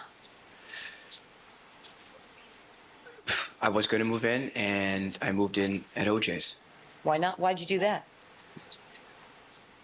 because OJ asked me to go to his house. I mean, it was part of the deal. I went there instead of moved in with Nicole. What did the defendant say to you about moving into his house instead of Nicole's condominium or townhouse? I mean, we talked about it, and it was sort of like the right thing to do, that not to be in the same house, that I should probably go there. And OJ offered me his place. It was free, and he said, when you can stay as long as you want, and when it's time for you to go, he let me know. Okay. Now, so did he indicate anything to you with respect to what he thought of the fact that you'd be living in the same house with Nicole Brown? Well, they were trying to work things out, and I said that I understood. It wasn't, I thought maybe I shouldn't be a guy in the house, and I would go there. Kind of like that. Did he indicate to you in some way that he thought it was inappropriate for you to be in the same house with her? Or he didn't like it? Well, didn't like, but it probably wouldn't be right. And why wouldn't it be right? I don't know the answer. Were you lovers? No. Just friends? Friends? Did you tell the defendant that? Oh, he knew we were friends.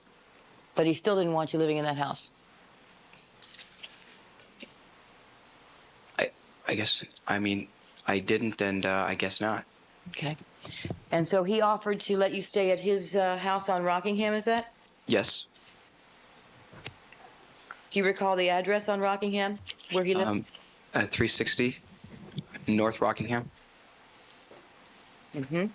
And what was your arrangement with the defendant concerning what kind of rent you'd be paying him to stay at his place on Rockingham? I offered rent, and OJ said he didn't want my money, and that was it.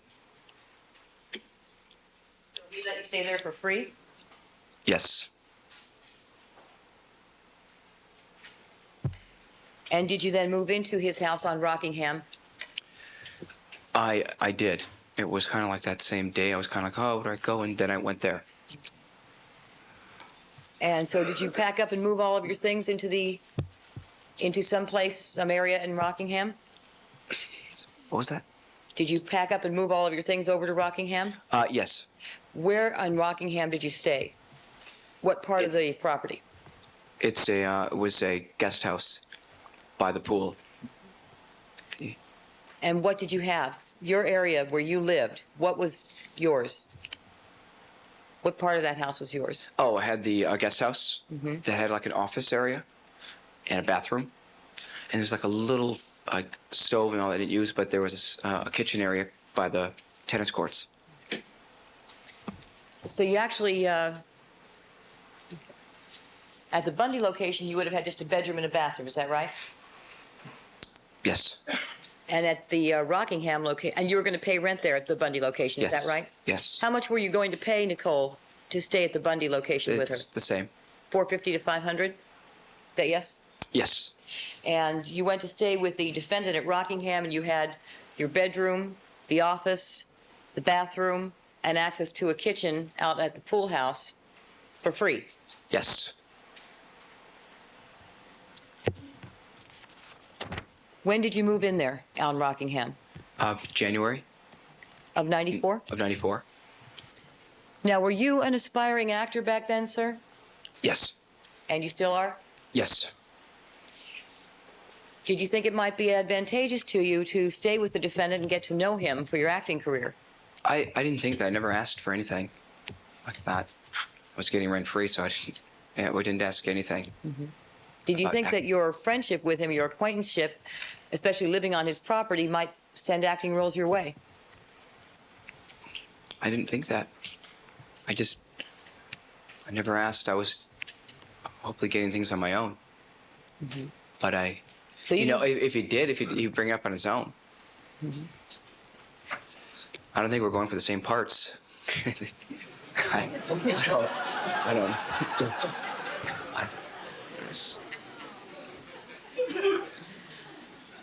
What I'm getting at, sir, is this. You hoped it might help, but you weren't going to ask him for help. Is that right? He could have helped me. I mean, if it happened, he was someone that could help me, yes.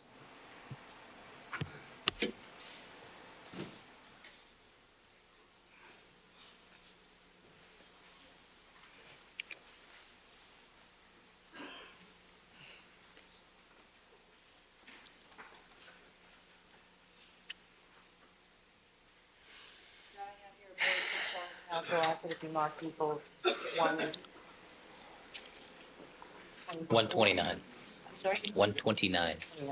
Yes.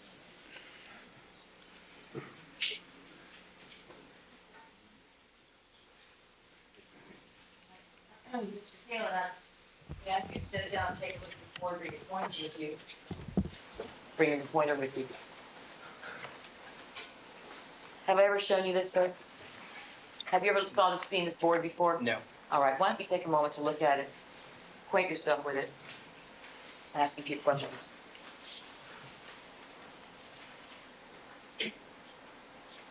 Okay. Do you want to stand there?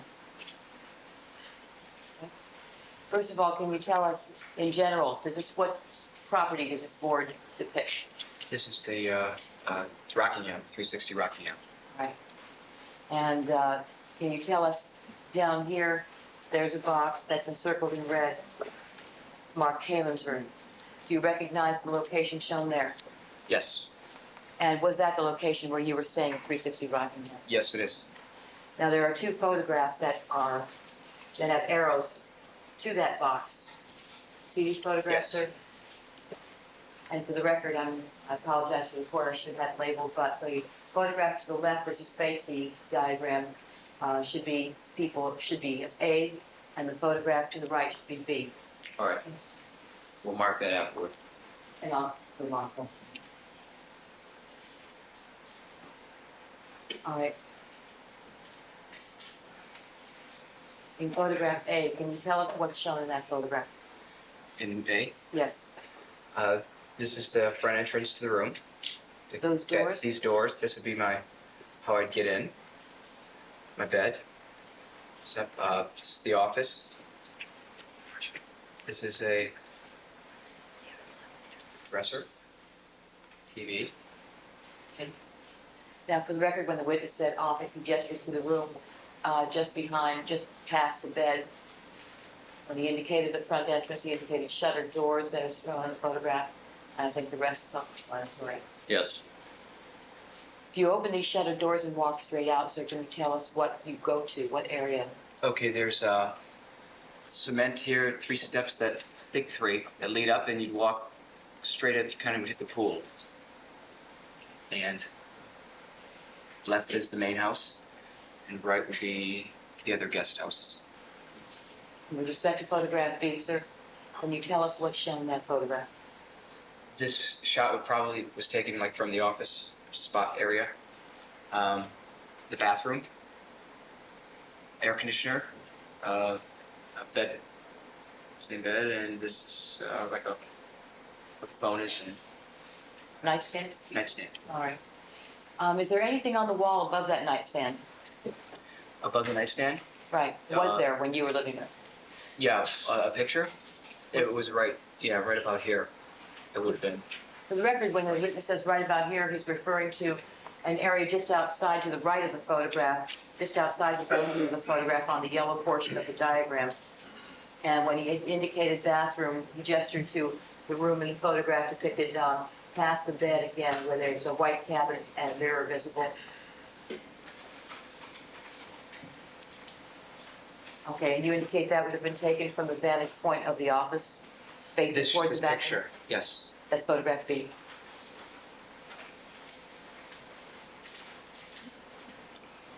And you indicated, oh yeah, and the air conditioner, for the record, Your Honor, is indicated, I think it's self-explanatory, on the photograph B, right above the lamp. And there's the glasses. And for the record, the witness suggestion is 2 doors on the wall. On the far wall, yes. Yes, Okay, thank you. it's still. Now, if you can tell us, sir, the room as shown in photograph B, is that the condition of the room when you lived there? Did it look like that? Yeah, my dressers aren't there. Were there Right. dressers there when you lived there? This dresser and the nightstand, and then I had some stuff. And for the record, where are you indicating you had some stuff? I had like dresser here. And for the record, the witness is gesturing to, on photograph B, the wall that would be just to the right of the doors. Okay. And did you keep clothing or things on and in that dresser? Yes. There, in the closets. Go ahead, have a seat. May I show the rest of the viewings, please? You may.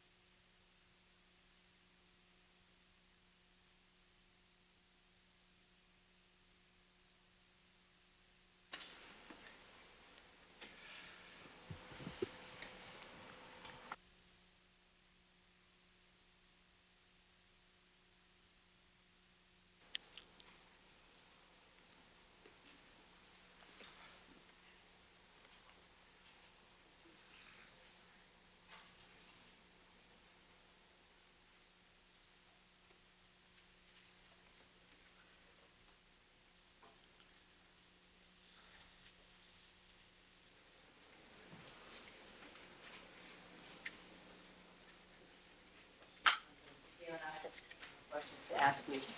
Can you tell us, sir, to whom the other units belong behind your guest unit as depicted on this diagram? Just come down. Okay. Yeah, go ahead. What was the question? Yes, are there other units in that same, along the same corridor here? Yes. That are behind yours? Right. Next to mine was Ardell's room. Did you have a common wall with her room? Yes. All right. And behind hers, was there another unit? Oh, not behind, it was on the side. It would connect. And it would be says on ours, but that would be the maids. So this end unit that says Arnell's room should actually be maid's room? Yes. To your knowledge, is there another room for maids inside the main residence? Yes.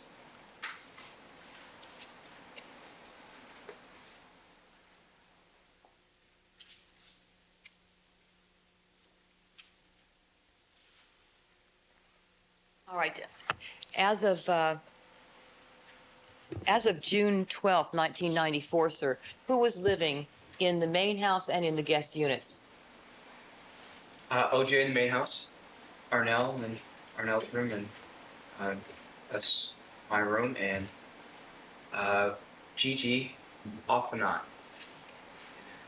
Gigi off and on in that end room that's at this moment marked as Arnell's room. Yes.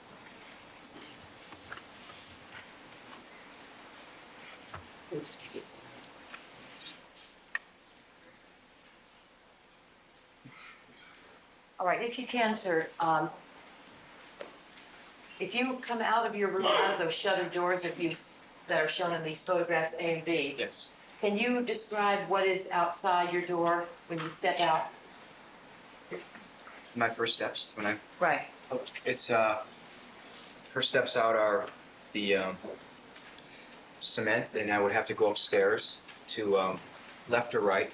I could walk to Arnell's room from me to right, out of the doors, and left. Or go up the stairs and I go left. I go into the main house back doors. Straight ahead is the pool,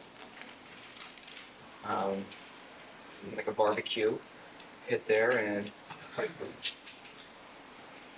Now, what if you went straight through the pool area? Okay. Where would you come out? So if it goes straight through, there's a path. I'd follow it, and I'd go up to the front yard. And is there a side yard here that you would walk through? Right here. And this path?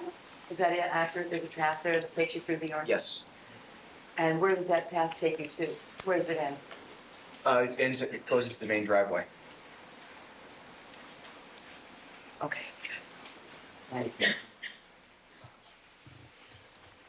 I'll have a seat.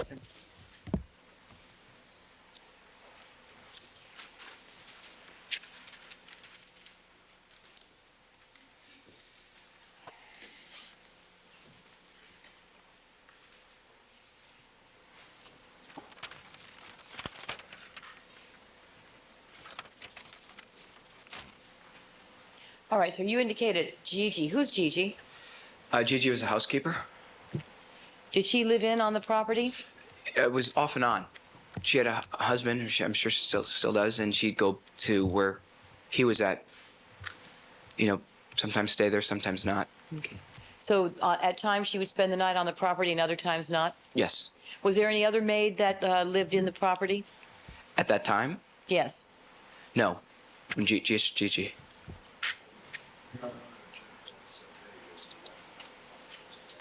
I stand corrected. Council's right. As of June the 12th, 1994.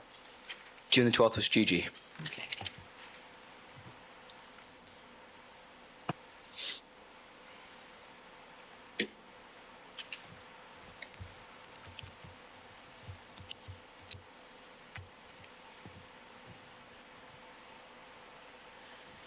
All right, at some point, direct your attention to May of 1994. Mid to late May, sir. Can you tell us whether you began looking for another place to live? Yes. And why was that? I was periodically looking for places to live. Did you have a conversation with the defendant about his situation with Nicole Brown? Yes. And what did he tell you about that? About my living arrangement, or Right. About your living arrangement and his situation with Nicole. There's different things. In mid to late May, did the defendant ask you to start looking for a place to live? Did he ask me to look? No. Did he indicate anything to you with respect to his relationship with Nicole? Their relationship was over. He told you they were broken up for good? Yes. And that was mid to late May of 94? Yes. And did you start looking, did you discuss moving in with someone else around that same time? I was just moving. I mean, I don't know, it was someone else. I was looking at some places and not looking, and Mr. Kalin, did you have a discussion with Grant Kramer, your friend, about moving into his apartment with him into late May? no, Grant asked me to move in, but I wasn't going to move in with him. You weren't going to? No, not with him. Who were you going to move in with? I was looking at a place on San Vicente and 3rd, and it was single.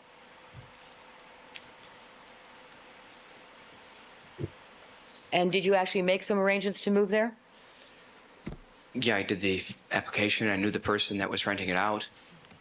And when was it that you made that application? I think it was in May. Okay. Had you made application to live anywhere else before that? There was another place that was off another road in Brentwood that was pending with someone. It was someone's house, and there was it was sharing the house with them.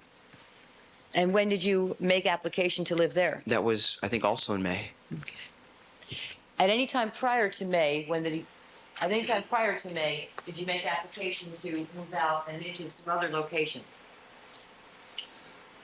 Not applications, but I was, looking. I didn't want to be a pain there. Didn't the defendant ask you to come and stay with him? Yes. Then were you uncomfortable living there? No, it was another maid that was saying things. Another maid Yes, before this. that didn't want you living there? She would say things. Do you want to know her name? Yes. Michelle. Did you have some run-in with her? No. She would say, OJ wants you out, but I never believe in you. You should go, Cato. I said, okay. And then OJ would say, I'll tell you when to go, not Michelle. So she was urging you to leave. Since day one. Do you know why? Do I know why? Yeah. I don't know. I think she just wanted the house. Wanted the house? Well, I don't think she wanted someone new there. I can't. Did she clean you? I'm sorry, did she clean your room? Yes. Sometimes she'd come in and would just show up. Did you ever ask her to clean your room? No.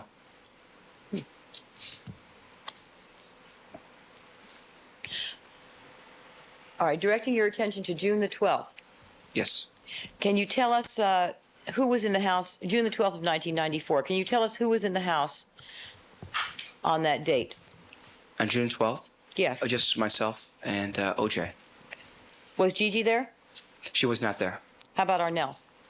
I didn't see her, no. Okay. And Arnell, of course, we're referring to the defendant's daughter? Yes.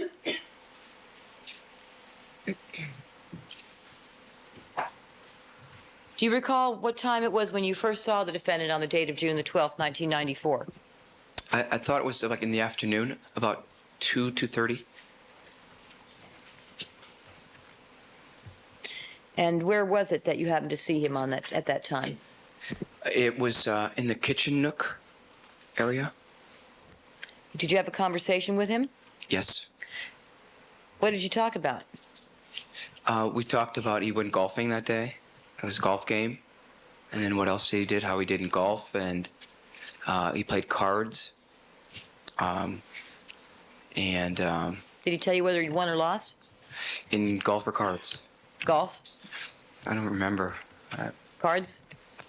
I don't know if he won or lost. Okay. Did he mention to you any plans that he had for later on that day? Yes. And what was that? There was a recital, the dance recital of Sydney's daughter with Nicole. And what time did he plan to go to that? 5 o'clock recital. Did he talk to you or mention anything to you about Nicole during that conversation? It was, they weren't together. How did that come up? It was conversation. I mean, I was reading a paper and it would come up about just Nicole, that their relationship was over. Do you recall how that happened to come up? How come you were talking about him and Nicole being through? I think it just came up about he was going to recital. I think it had to do with Paula, because I think OJ just wanted to go to the recital on his own, and I think she wanted to go, and I think it just came up like that. Did Paula call at some point in that afternoon during that conversation?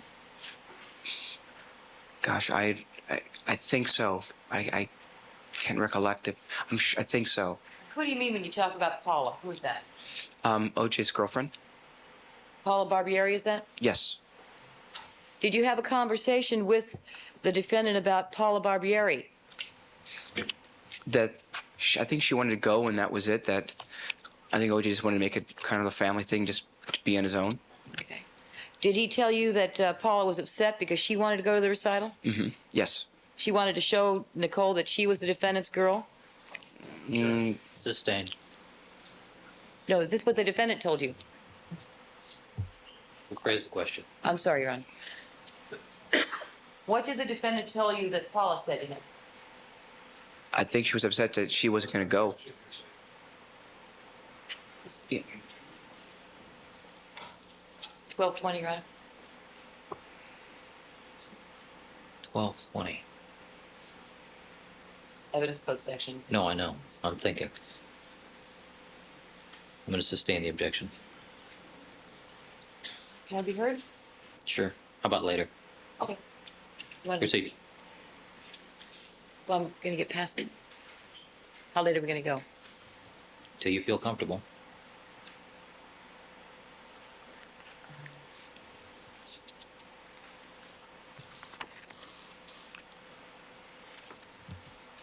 Is this a good point? I guess so. So that we can work this through because then. Okay. All right, ladies and gentlemen, I'm going to take a recess at this point. Please remember my admonition to you. Don't discuss the case amongst yourselves. Don't form any opinions about the case. Don't conduct any deliberations until the matter has been submitted to you. Do not allow anybody to communicate with you with regards to the case. Mr. Kalin, I'm going to excuse you until tomorrow morning at 8:45. Do not discuss your testimony with anybody except for the attorneys. Do you understand the order, sir? Yes. All right, 8:45. See you tomorrow. All right, you may step down, sir.